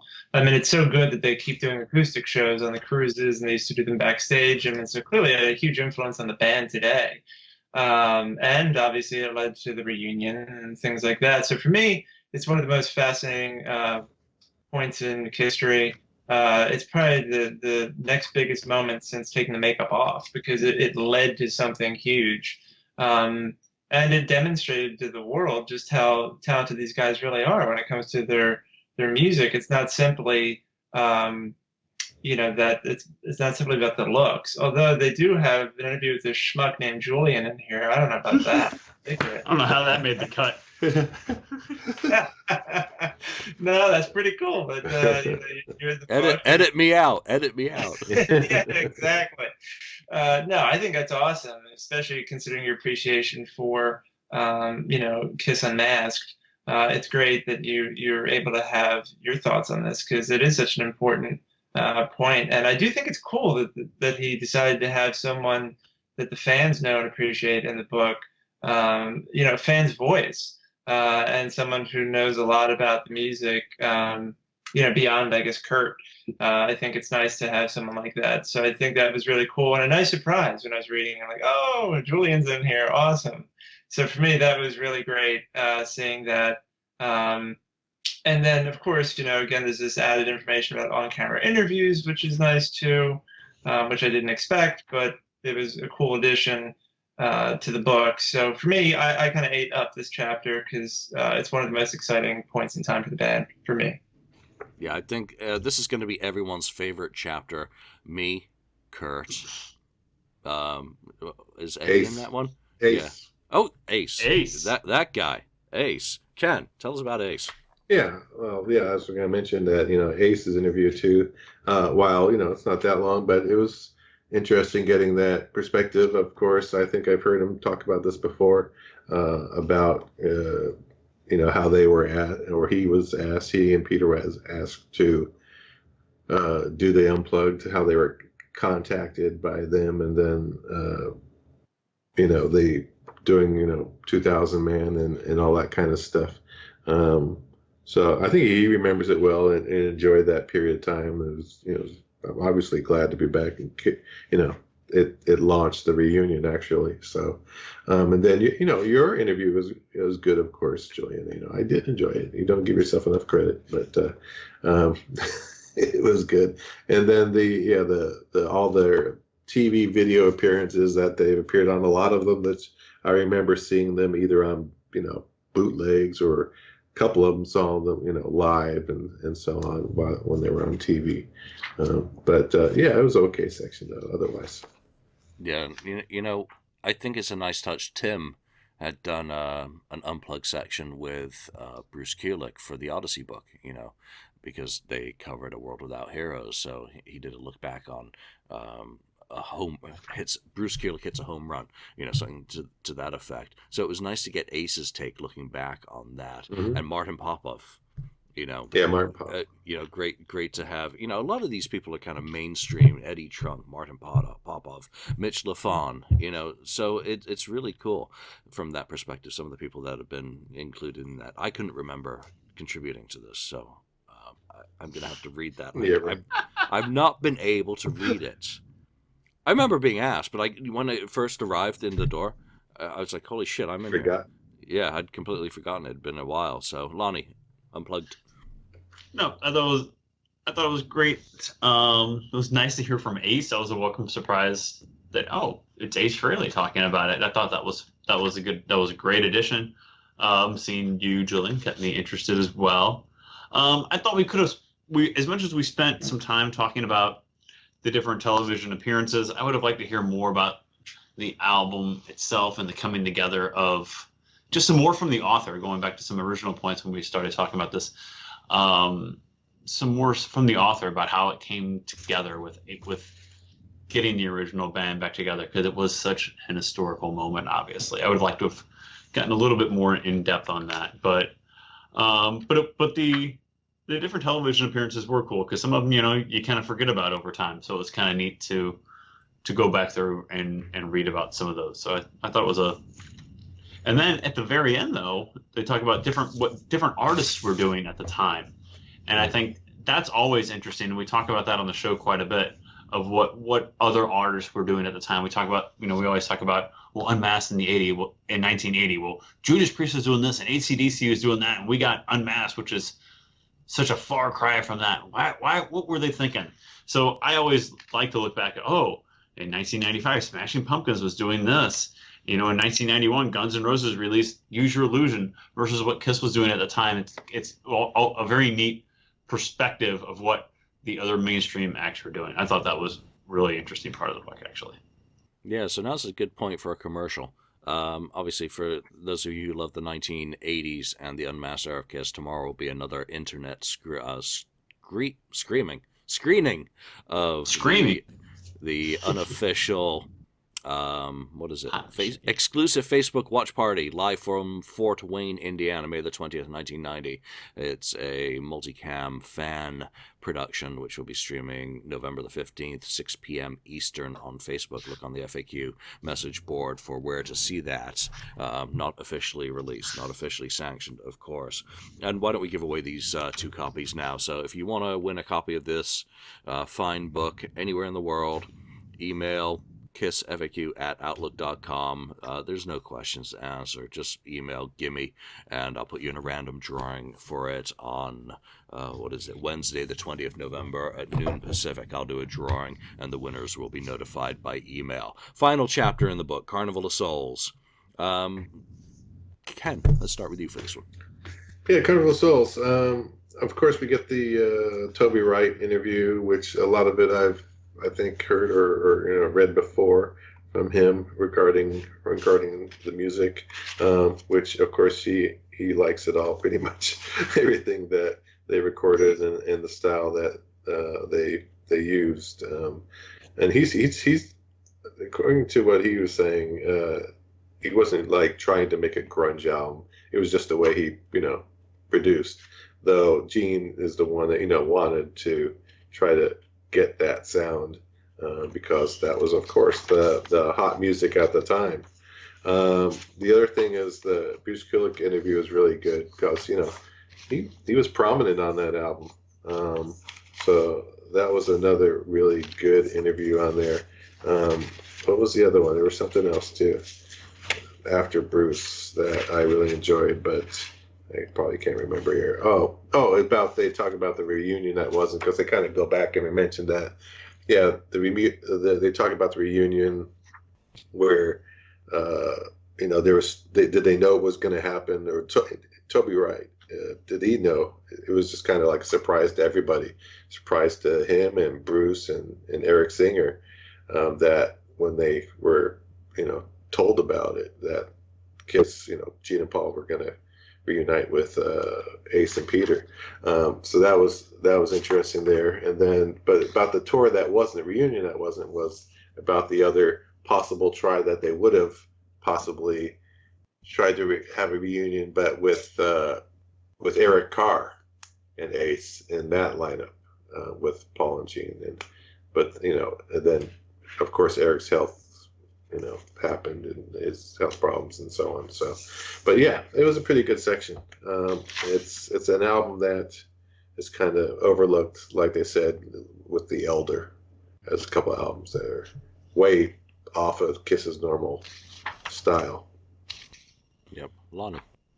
Yeah, I mean, they talk with Toby Wright and Bruce Kulick, and those are the two obvious interviews from this era. People to talk to. You know, it's people almost call it Carnival of Souls almost a Bruce Kulick solo album. He had so much involvement in it. Well, Gene and Paul were plotting the reunion tour, so I enjoyed hearing from Toby and from Bruce, getting their perspective, and then at the very end, hearing different people's perspective of the reunion tour itself, which shelved the album for a couple of years. So, you know, hearing the good and bad people's perspectives on the reunion tour. You know, mentioning Gilby Clarke said he thought Ace really killed it on the album, and said he could hardly even tell Peter was hitting the drums, is what Gilby said. Well, it was at the very end. So I thought that was interesting as well, just to get different people's perspectives on that. But obviously, the two people to talk to were Bruce and Toby, and the author got both those interviews to round out Carnival of Souls. Yep. Michael. Yeah, I agree. I think Bruce and Toby were great. Again, it's an album in an era that seems to feature several underappreciated or misunderstood albums, and this is another one of them. So for me, those are the most fascinating chapters. Not the albums that get talked about to death, but the ones that are kind of, you know, only like a minority of fans seem to like them. So for me, this is very interesting to read about this because there aren't stories that have been beat to death typically. And then, of course, the reunion tour that like everyone was talking about, you know, when it was originally rumored to happen. That's fascinating to read about too, because it's like, you know, a whole what if situation. Like some fans talk about, what if there was no reunion? What if, you know, Bruce was continuing with the band and Eric and the reunion never happened? Where would we be now? So I think anytime you have a what if situation, it's always provocative and makes you think and leads to, you know, an engaging part of the book. So I enjoyed this chapter. Yeah. I'm going to wrap up with a few quick questions of you all. Just an overall view of the book. Did you have a favorite or a least favorite chapter? My favorite chapter was the one I'm in, and my least favorite chapter is the one I'm in. Ken, did you have any favorites or least favorite chapters? Well, you know, I mean, least favorite, probably something like, the Unplugged, and probably it's that one, I would say. The one I'm in. Thanks. Yeah, except for your interview.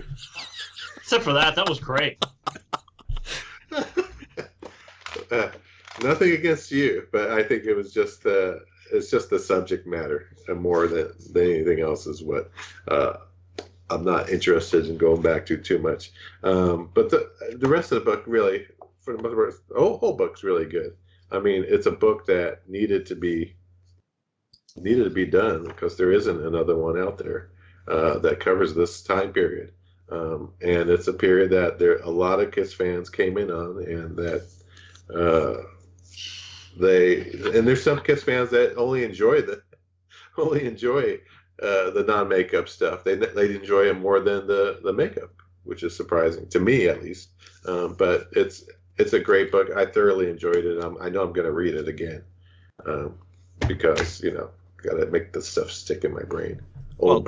That's one of the things that the format really lends it to, that you can just flip it open pretty much and go. We haven't talked even about the color inserts because, you know, we're running short on time here and we're going way over our time allotment. Michael, you know, favorite, least favorite in it? Yeah, sure. So to reiterate what Ken said, I do think, despite my complaints about Eddie Trunk, that overall it's an excellent book filled with, like you have right there, great photos, great content. And that if you're a hardcore Kiss fan or even a casual Kiss fan, there's a lot to get out of this book that you know maybe don't know. And it's just a fun deep dive into this era of the band. As for favorite, least favorite, I actually am going to say that I think Kiss Unplugged is probably my favorite because of just the variety of people that weigh in and because of such an exciting time in the band's history. And I'd say least favorite probably is Kiss My Ass now that we've talked about it, because it's just an era that, like Lonnie was saying, I don't think it was explored perhaps in the way that would have been most interesting. So it's kind of a missed or a kissed opportunity, if you will. And, you know, had it been explored the way that Lonnie suggested, it probably would have been really fascinating. But since it wasn't, it was kind of, that little bit of a letdown and a little skippable because of that. Yeah, good thoughts on. I agree with you on "Kiss My Ass" not being a very good section, but that's because I despise that album with a passion. Lonnie. I overall enjoyed the book. I thought it was great, like you guys said, and it's an era that goes unexplored, and it's a book that had to be written, and it's a book that I think I'll revisit often. As I said earlier, I'm going to stick with what I said earlier. I think Animalize was still my favorite section, just because of the different views we got, and maybe because I don't appreciate Animalize as much, and I don't listen to Animalize as much. It was the most interesting because, I don't have as much of a knowledge of that album, even though it's all original album. But I guess maybe because it is an all original album, it has a lot of history to it. I thought it was really interesting to get some different perspectives on that. And I'm going to stick with what I said. I thought Alive 3 was maybe the weakest for me because I think an Eddie Kramer interview, could have been gotten, would have made that a whole lot better on the perspective of the sound of that album versus how the band sounded during that era. Yeah, so overall, I really enjoyed it. So it's easy to recommend it. It's a really good, again, packaging is nice on it. I like the design, nice little leaves and all that, and nicely constructed. So I think Greg's done a really good job on it. So heartily recommend it. Enter the contest, maybe you'll win a freebie. And if not, do pick it up. I haven't seen what it's retailing for. It's $22.95 listed on the back of it, so you can probably get it discounted somewhere.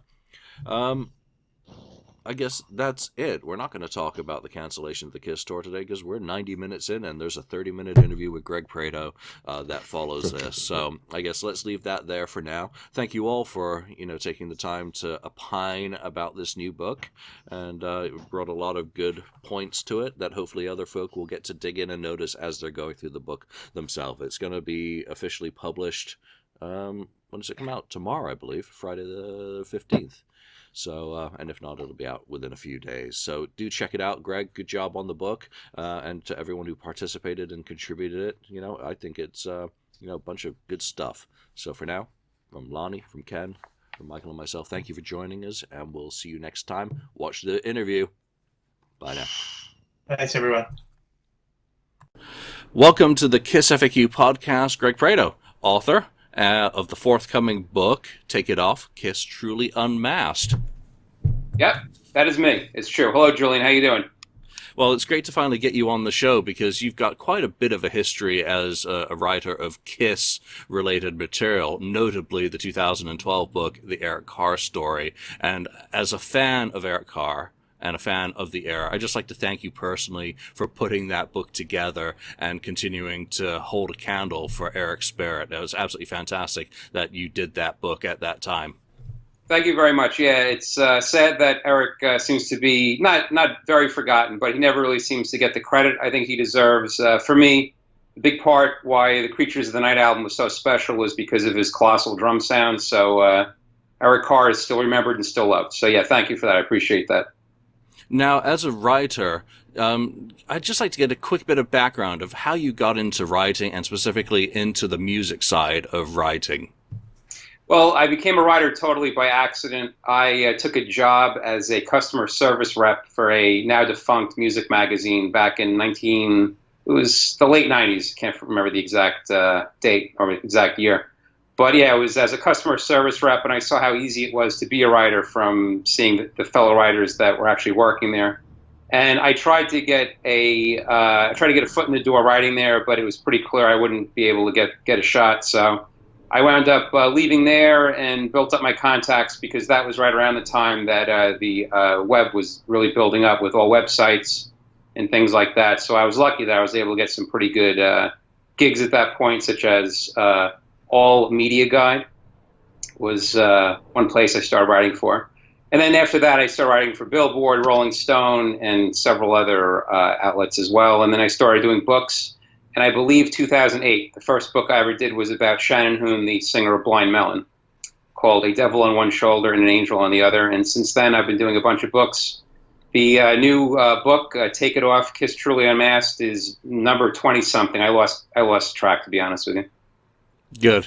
Because I lose track of my own as well. We don't keep count. We just put them out. When I posted on the FAQ message board that you had this book coming out, people immediately recognized your name, and you got a lot of love on the board actually for the King's Cross book that you put out earlier this year, and Soundgarden were the two that people were kind of sounding off about as being, really worthwhile books to pick up about both of those artists. So it's great to see your diverse, interest in music and how you've translated this into what is perceived as quality product by people.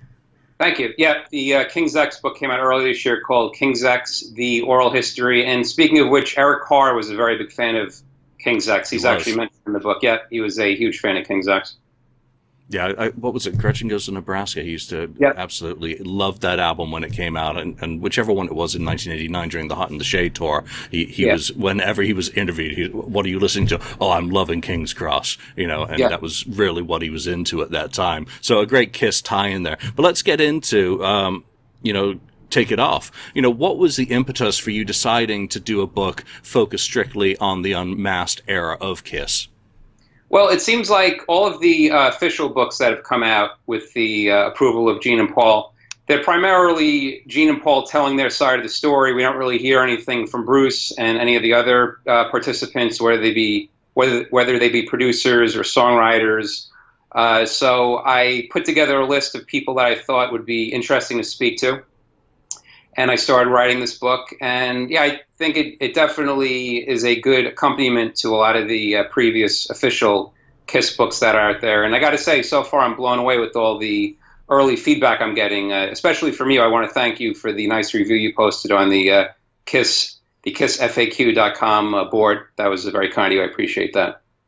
You're very welcome, but that's the era that I got into the band, and what a lot of people forget is that there are people like me who got into the band in the 1980s, who then later discovered that the band wore makeup. I mean, I might just be an oddity in that I had no clue that that makeup band and the band I got into in 1985 were the same band. But, right. It's nice to see it all packaged up as, one celebration, just the focus on one era. Now, what were some of the decisions that you made in terms of getting people like Eddie Trunk? I mean, he's a monster in the industry and carries, that sword for rock to this day. But people like him and Chris Jericho involved in, talking about their memories of this time.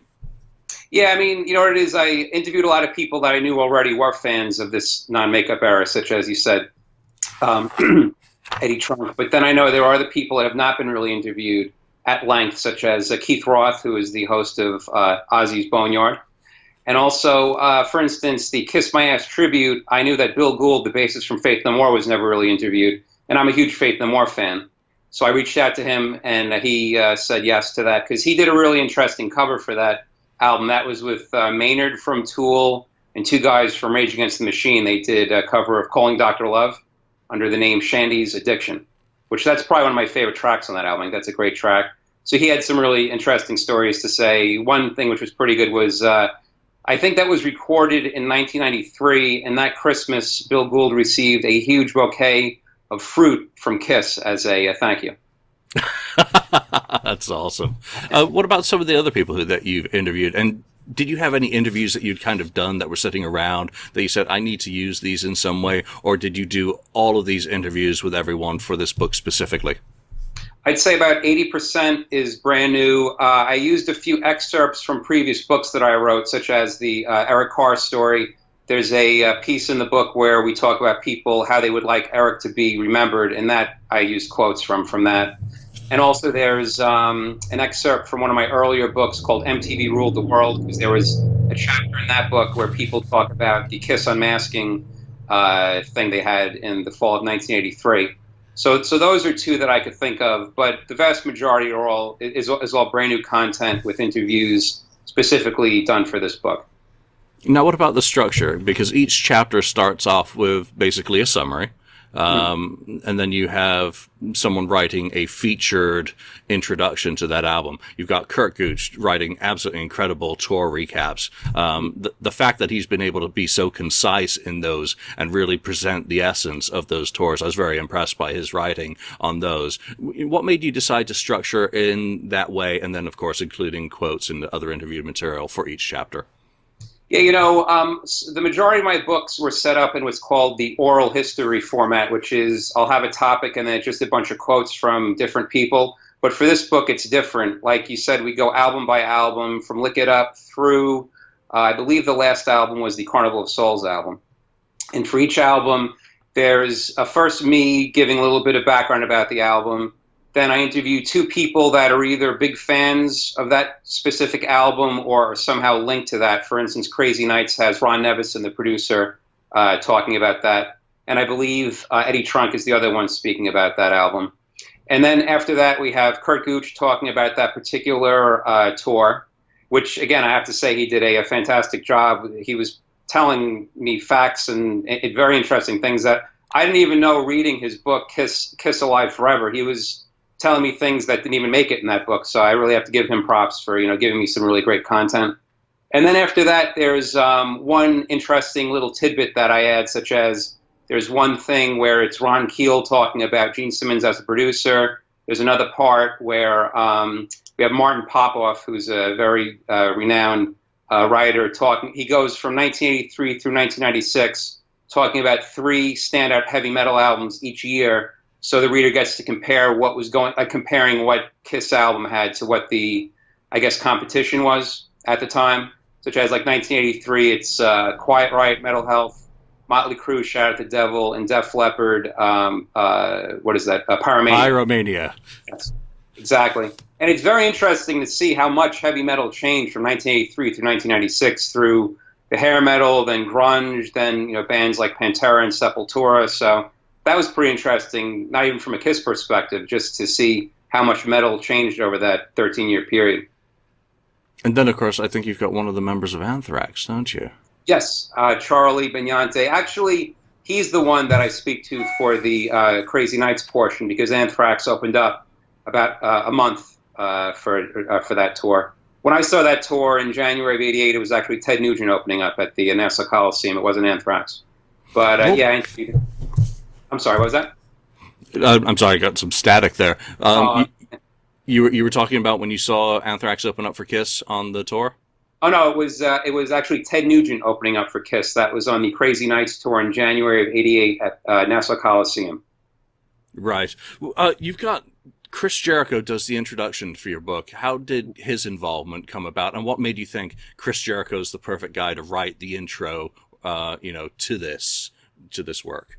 Well, I have to say, I don't want to kiss Bruce Kulick's ass too much, but I have to give him an insane amount of credit. He is one of the nicest people I've ever dealt with, and he was an incredible help with this book. I did a very, very lengthy interview with him for this book, and again, he was great with a lot of facts and info I didn't know about. And I asked him, I said, can you recommend someone that would be good to write the forward? And he said Chris Jericho. And he then reached out to Chris Jericho. Chris said he was interested, and then he helped set it up. So it was 100% Bruce who did that. So I have to say thank you to Bruce Kulick. Bruce is always a classy gentleman, a great interviewee, and just so much fun to talk with, as I know from personal experience as well. Were you surprised by Chris Jericho's background and, what he came through with for that forward? Because his story is very engaging for, again, someone from that era who got into the band at that time. I was like, wow, this is very similar to my own story. Right. Well, I knew he was a fan of metal because of Fozzy, of course. And then also, I know he's been interviewed for a lot of like VH1 classic documentaries where I remember him talking once about the Metallica Black album. So and actually how he didn't care for it. So he, I know, is a pretty well-versed. He's very well-versed in the whole history of metal. So no, it wasn't a surprise. I didn't necessarily know he was that big a fan of Kiss. I don't think I've ever really heard him talking about Kiss, but it was Bruce who told me that he'd be a good person. And yeah, I think he did a great job writing the forward. And the afterword is a gentleman by the name of Andreas Carlson, who's a producer. And that was also Bruce who said he thought he'd be a good person. And he wrote a great forward too, because like you, he got into Kiss, I think, Well, he got into Kiss around 1980. I think he said he saw them, if I'm not mistaken. But it was really the non-makeup era that really he was a big fan of. You know, I take that back. It may have been the Animalize tour with Bruce. I forget, it was either Unmasked or the Animalize tour that he first saw Kiss. But he did talk about how the. I just lost your audio. Just lost your audio all through there. Oh, how about now? Can you hear me now? Yep, you're back. Okay. Yeah, Andreas was saying that it was the Bruce Kulick era of Kiss that really made him a huge fan of Kiss. Yeah, and they were visiting Scandinavia at the time, you know, pretty much every year, 83 and 84 and, you know, 88. So, you know, I thought that was a very interesting kind of bookend because like also Andreas, of course, worked with Paul Stanley later on for his solo work. But you as a Kiss fan, you know, what was it in the 80s that was kind of a standout to you in terms of an album? If I was to say, what's your favorite Unmasked album that you really, really still enjoy to this day? I'd have to go with definitely Lick It Up, I think is my favorite, because it's a little bit of a holdover from Creatures, and Creatures is one of my favorite Kiss albums of all time. It doesn't have as great a drum sound, and the material isn't quite as stellar, but I really think Vinnie Vincent added a great dimension to that band. You know, too bad he didn't stick around, but that said, Bruce, I thought, was a very good contributor as well, so... but I'd have to go with Lick It Up, I think, song for song. You know what it is with that album that I like a lot, too, is I think Gene is still singing from the makeup demon persona. Like you could picture him in Creatures of the Night, makeup and costume, singing the song called Not for the Innocent. But, you know, but then again, like we talk about in the book, there's a song like Dance All Over Your Face, which Gene kind of made a bad move with doing these like bad misogynistic lyrics sometimes in the 80s, such as that song and also Burn Bitch Burn, which Catherine Turman, who's a co-author of a great metal book called Louder Than Hell, I interviewed her for the book, and she talks about how for some reason misogyny was in metal in the 80s a lot with, you know, lyrics by Motley Crue and Guns N' Roses in those two Kiss tracks. And she was going to be one of my questions of what on earth made you decide to have that. I mean, it's so obvious to us now that all of those lyrics were very misogynistic, but right. You know, what was kind of the decision thought behind having her interviewed to talk about that in the book? You know, the thing is, with all the books I've ever done, I try to put things in the book that'll appeal to maybe people that aren't that familiar with the topic. But that said, I also want to include things that maybe were not pursued as much about that topic. So that's something, to the best of my knowledge, I don't think has really ever been studied, or I know for a fact it hasn't been in any previous Kiss books, or I'm thinking of most metal history books, like with specific bands. I don't think that's ever really been explored. So I thought that's something that would have been pretty interesting to you know, talk about and discuss. And I thought Catherine had some very interesting views and also some interesting things to say about that topic. I thought it was refreshing. I mean, it was a little bit off the wall, but I thought it worked very well within the context of what you were discussing. So, you know, props for going in that direction. You know, it takes a certain amount of bravery to stretch the boundaries a little bit. You've got people like Mitch Weissman. He's another fantastic interview, as I know, as yes. You know, his stories and connections with the band go way, way back, as people will find out. So, right. Derek Sherinian. You know, for later on, what's that? Alive 3, I believe. He was the touring keyboardist. Yes, exactly. It was on the Revenge tour. He was the touring keyboardist. As I find whenever I do a book, people always ask this question, and I hate having to ask it. But did you reach out to any of the members, the current members of the band, like Eric Singer or even Gene and Paul, to try and get interviews with them for this work? No, I didn't bother because I know I did for the Eric Carr storybook, and I didn't get the okay for that. And also, like I said before, you know, we've definitely read a lot about Gene and Paul's thoughts on this era with the previous official Kiss books. So with this book, I really wanted to get different people talking about it that haven't really been interviewed at length. Because, I mean, if you think about it, Bruce was there just as much as pretty much Gene and Paul he was on 2 or 3 songs on the Animalize album, but from Asylum through Carnival of Souls, he was there always for the recordings, the writings, the touring. So, I mean, he's just as valid a person to speak to as just about any other member. So I wanted to see what he had to say, because in all the previous Kiss books, maybe has a few sentences, but he's never really interviewed really at length. So I wanted to interview him, and like I said, Ron Nevison and Toby Wright, the producer of Carnival of Souls, and you said Mitch Weissman is a great interviewer. Juan Beauvoir, I think that's how you pronounce his name. Jean Beauvoir. Yeah, who co-wrote a bunch of Kiss songs. And also, I thought also Ron Keel had some very interesting things to say about Gene as a producer, because, of course, Gene in the 80s branched out and produced Keel and Black and Blue and Easy-O and several other bands as well. I don't remember. Do you have Gary Corbett in there as well? I interviewed Gary for the Eric Carr storybook. That was the thing. I tried not to interview all the same people that I interviewed for that previous book about Eric Carr. I wanted to make this book a little bit separate. I mean, I did interview Bruce for both books because he was such a big part of the story. But I tried to not interview the same people for both books. Actually, Ron, I interviewed for both books too, but I kept it to maybe two or three people tops out of everybody. So it's not for fans who say, "Well, I've got the Eric Carr story. This is just going to be a rehash of all that." It's not. It's got, obviously 1983 through 1997, which is a much broader spectrum than the narrow focus of paying homage to Eric Carr. Toby Wright, he's really, really fun to talk to as well. Yes. Though you can end up on tangents far away from Kiss with him very easily and very quickly. Yeah. Yeah, I mean, something that he said that was interesting. My main gripe with the whole non-makeup era is that, unlike the 70s, Kiss seemed to be following trends rather than really being their own band.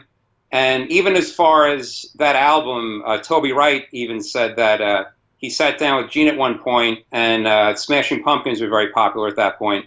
And Gene said he wanted to maybe write a song like the Smashing Pumpkins. And I think Toby Wright tried to tell him, why would you do that? Kiss is Kiss. Just keep doing what you're doing. To which then Gene said something to the effect of, well, Smashing Pumpkins are the most popular band now, and it would probably also make him money. So then Toby Wright said, all right, well, then there you go. That right there is the answer. So I guess Gene, pretty much at that point was going with, well, it's pretty obvious throughout the 80s. They were kind of glammy looking. Then they got very heavy. Then at that point, grunge. But the thing that I talk about in the book, by like 1996 or 1995, 96, when they were working on that Carnival of Souls album, I thought it was a very grungy album. I thought it was an obvious Alice in Chains kind of ripoff, because they even got Toby Wright, who was an Alice in Chains producer. But what's interesting is, at that point, I mean, I am a big fan of those grunge bands, but you could make the argument in 95, 96, grunge was pretty much, well, grunge was definitely not as popular as it was in 91, 92. Because by that point, Nirvana was no more, Pearl Jam wasn't really touring, Alice in Chains wasn't touring, and Soundgarden was just on the verge of splitting up. So it would have made more sense for them to do it maybe like 1 or 2 years earlier, not in 1996. That was kind of a strange move, I thought, on their part. Yeah, all those delays of having children and getting married in '93 and the sidetrack for the tribute album really put them behind. So they hopped on that bandwagon a little bit too late. But, for that matter, I'm just happy that album eventually came out, because it was a close thing. Was there any of these albums that was actually difficult for you to do because you're just not into the album? Well, I mean, I've got to say Carnival isn't one of my favorites, because the reason why I don't care for it that much is it doesn't sound like Kiss is really being very true to themselves. It seems like they're following again rather than leading. Crazy Nights for me is a little difficult just because it's a very, very like pop production that hasn't really held up very well. Hot in the Shade, the material, it's such a long album that if they trimmed off some songs, would have made it stronger. And again, it was the leading rather than the following rather than leading. There's that song called "Read My Body," which is an obvious ripoff of "Pour Some Sugar on Me." So that's difficult to listen to. And the two songs on the Smashers Thrashers Hits album, that's just garbage to me. I have to be honest. I don't like those two songs. It's just, I mean, that one song is a total ripoff of Robert Palmer. Addicted to Love? Yes, I think that Let's Put the X in Sex. It's the same drum feel and the same beat. Yeah, it's just, to me, I just think that was a major error on their part. They should have been more true to themselves at that point. Yep. You know what? And today's the anniversary, that we're speaking is the anniversary of that album coming out. And of course, Mitch has been posting, and he did some writing in your book about that Smashes album, didn't he? So it's just nice to tie that all together. But you know what? I still think, and people say it, they should have put Sword and Stone out. Some of those leftover tracks from Crazy Nights are still better than the two that ended up on that album, which is a shame, really. And of course, Beth, we don't talk about Beth with Eric Carr ever.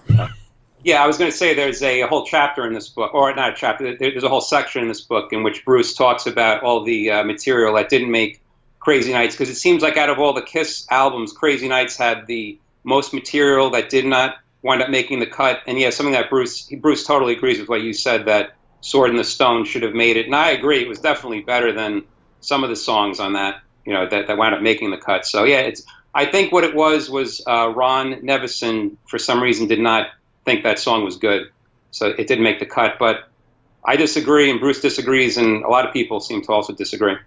A lot of us fans disagree, but there you go. The bands make the decisions, and we get what we get. We get to discuss. I think fans are going to be excited with your book because it doesn't bludgeon them with minutia. It travels along at a really nice pace. It's got a lot of really interesting people who, you're going to recognize the names of these contributors and these interviewees, and I think it adds to the story of the 80s in a respectful manner. So congratulations on that. Congratulations on, I love the packaging on it as well, for that matter. I think it's very, very well designed, very well put together. It's the right size to be carrying around, and you know what? You can flip it open and pretty much start from the page that you open. It's that sort of book. It's not, you don't have to start at the beginning. You don't have to read it sequentially. You can just open up and go, which is a great way to have any Kiss book. Was that something that you planned deliberately in the way you structure these? Yeah, I kind of did have a feeling that was the way it was going to be, because like I said, for each album we have two people speaking, then we have the tour behind that album, and then like one or two other little bits. Yeah, so I mean, I pretty much knew after maybe putting together one or two parts, I saw that it was definitely going to be that type of book that you could just open it up at any part and pick up something, and you put it down and, pick it up 2 days later and just open up to any other part, and you'd be able to, learn something. And it's not like you have to read it from start to finish to really make heads or tails of it. So before we wrap up, what question haven't I asked you that you think I should have asked you? What about the rumored late '80s reunion of the Kiss Unmasked lineup? That would have been 1989-ish. That was circulating in the press, and they were doing a little bit of a back and forth. I remember Ace was quoted, "Well, what about the late '80s rumored reunion of the Unmasked lineup or the Masked lineup?" Yeah, I interviewed several people about that, including you, and a lot of people, and I even asked Bruce, and Bruce said that he said at that point in Kiss's history, Gene and Paul were speaking to Ace a lot. So he said maybe there was something going on. Bruce said, out of everyone, he'd probably be the last person to find that, out if it was true or not, because he would have been the one, wind up getting the old heave-ho if that was the truth. But I remember hearing that quite a bit at the time, and I've heard over the years. So I think I think there probably was at least some kind of talk at that point, because of course it was all about if they were going to make money or not. And I think a Kiss makeup tour at that point would have maybe done better than a non-makeup era tour at that point. But that said, it would not have done as well as the 1996 reunion with the with the four members, because at that point music changed, and I think the whole world was more ready for the Kiss reunion. No, I would absolutely agree with you. 89 would have been way too early, and then you would have run into grunge emerging, and it would have just gotten buried, because it was the type of dinosaur rock that, Nirvana and the Melvins and everything that was emerging at that time, Billy Corgan, was a reaction. Yeah, the Pumpkins were, a reaction against. So it certainly would not have been the right time. But you know what? I'm sure as a business, they always kept that back door open, because they knew that they had that ace card to play at some point in their future. So you can thrash each other in the press as much as you want, because any press is good press, but you keep the communication. Yeah, and also speaking of Ace, I interviewed Ace for this book. He talked about the whole MTV Unplugged taping and also a record that came out. How was he? I mean, how did he kind of look back at that era? Here we are 23 years later. Yeah, he said at that point he wasn't sober yet, so he said it's kind of hard for him to see that now because he doesn't look his best and he's not really playing his best, which I could see that as a fan. And to his credit, I mean, now he's sober and just I give him credit that he can see that. So it's always great speaking to Ace. Definitely one of my top journalistic highlights was about 10 years ago doing a almost hour-long face-to-face interview with him. I think it was for a magazine called Total Guitar Magazine, which is a British publication, and it was at the Gibson place. I forget where it was in the city, but it was someplace in Manhattan, and it was great just being able to speak to him for a full hour. Just because I've been such a fan of his work. But yeah, I've interviewed Ace over the years 5 or 6 or 7 times, and it's always great speaking with Ace. Well, you've mentioned 2 of the surviving Kiss guitarists. Let's the third, Vinny. Did you approach him? No, I'm just going to leave it at no. Fair enough. Yeah. Let's give you the final word on this. What's next for Greg Prato? Where are you going? What are you working on? And your final words about this book. Well, when I'm done with this interview, I'm going to go buy some sushi. Then I'm going to. No. I'm sorry, I couldn't resist that. I just actually put out a self-published book called Dark, Black, and Blue: The Soundgarden Story, because I have to say one of my favorite all-time bands is definitely Soundgarden. And in fact, I'm going to walk over here. I'll show you.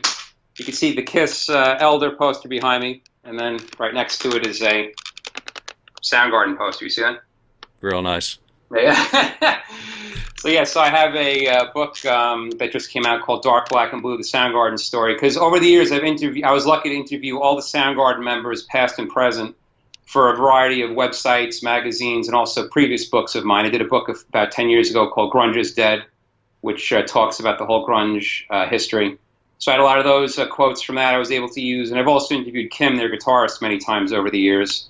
And I also did a bunch of exclusive interviews for this book with Phil Anselmo from Pantera, Matt Pinfield, Marky Ramone, a bunch of other people. Because what's funny enough is Soundgarden I thought was by far the best grunge band, but there's not much as far as books about them. So I really thought that the time was right, especially with Chris Cornell's sad and also very tragic passing. And for me, just as a fan, it's very hard for me just to comprehend that and to just accept Chris's passing. So it was almost like a way of for me to become at peace with it a little bit, just to write about it and go back and talk about my memories of seeing Soundgarden and what the music meant to me, and just hearing what also he had to say in past interviews. So I think their story is finally told. Again, the book is called Dark, Black, and Blue: Dark, Black, and Blue: The Soundgarden Story, which is available through Amazon, and also Amazon has a pre-order currently set up for the Take It Off, Kiss Truly Unmasked book. One question, actually, before we go. Kindle edition, are there any plans for that? I know people have been asking for whether there will be any ebook edition of this book. Yes, there will definitely be a Kindle edition, and that will be made available for purchase the day that the book comes out. Fantastic. Well, Greg, thank you very much for taking the time to join us. I think everyone's going to enjoy the book, and hopefully they do, and you get positive feedback about it. So thanks for joining, and we'll have to talk again soon. Yes, thanks again, Julian, and again, thank you for being interviewed for the book. I think you said some very good things in the book as well. You talked about what? Would you want to tell everybody? Go ahead. What was the? Well, here's the thing. Here's the thing. When the book arrived, when the advance arrived in the post, I'd actually forgotten that I'd done something with it. So. Not unmasked. What am I talking about? Unplugged. Yes, the convention era. Yep. You talk about Unplugged, and you had some very good things to say about that whole era. So, well, thank you for inviting me to do so. Once I see who else is in there, Kurt and Eddie, I'm very happy to be a part of one of your books with that sort of cast of characters. It's, I get a real kick out of that. So, thanks again for joining us, and all the best. Great. Thank you, Julian. Thank you for spending time listening to the KissFAQ podcast today. All sales are final, there are no refunds. If you'd like, look us up on Facebook or come over to the KissFAQ message board and discuss the topic we've broadcast today. Don't forget to rate us on iTunes, Spreaker, or wherever you've listened to the show. We hope you'll join us again.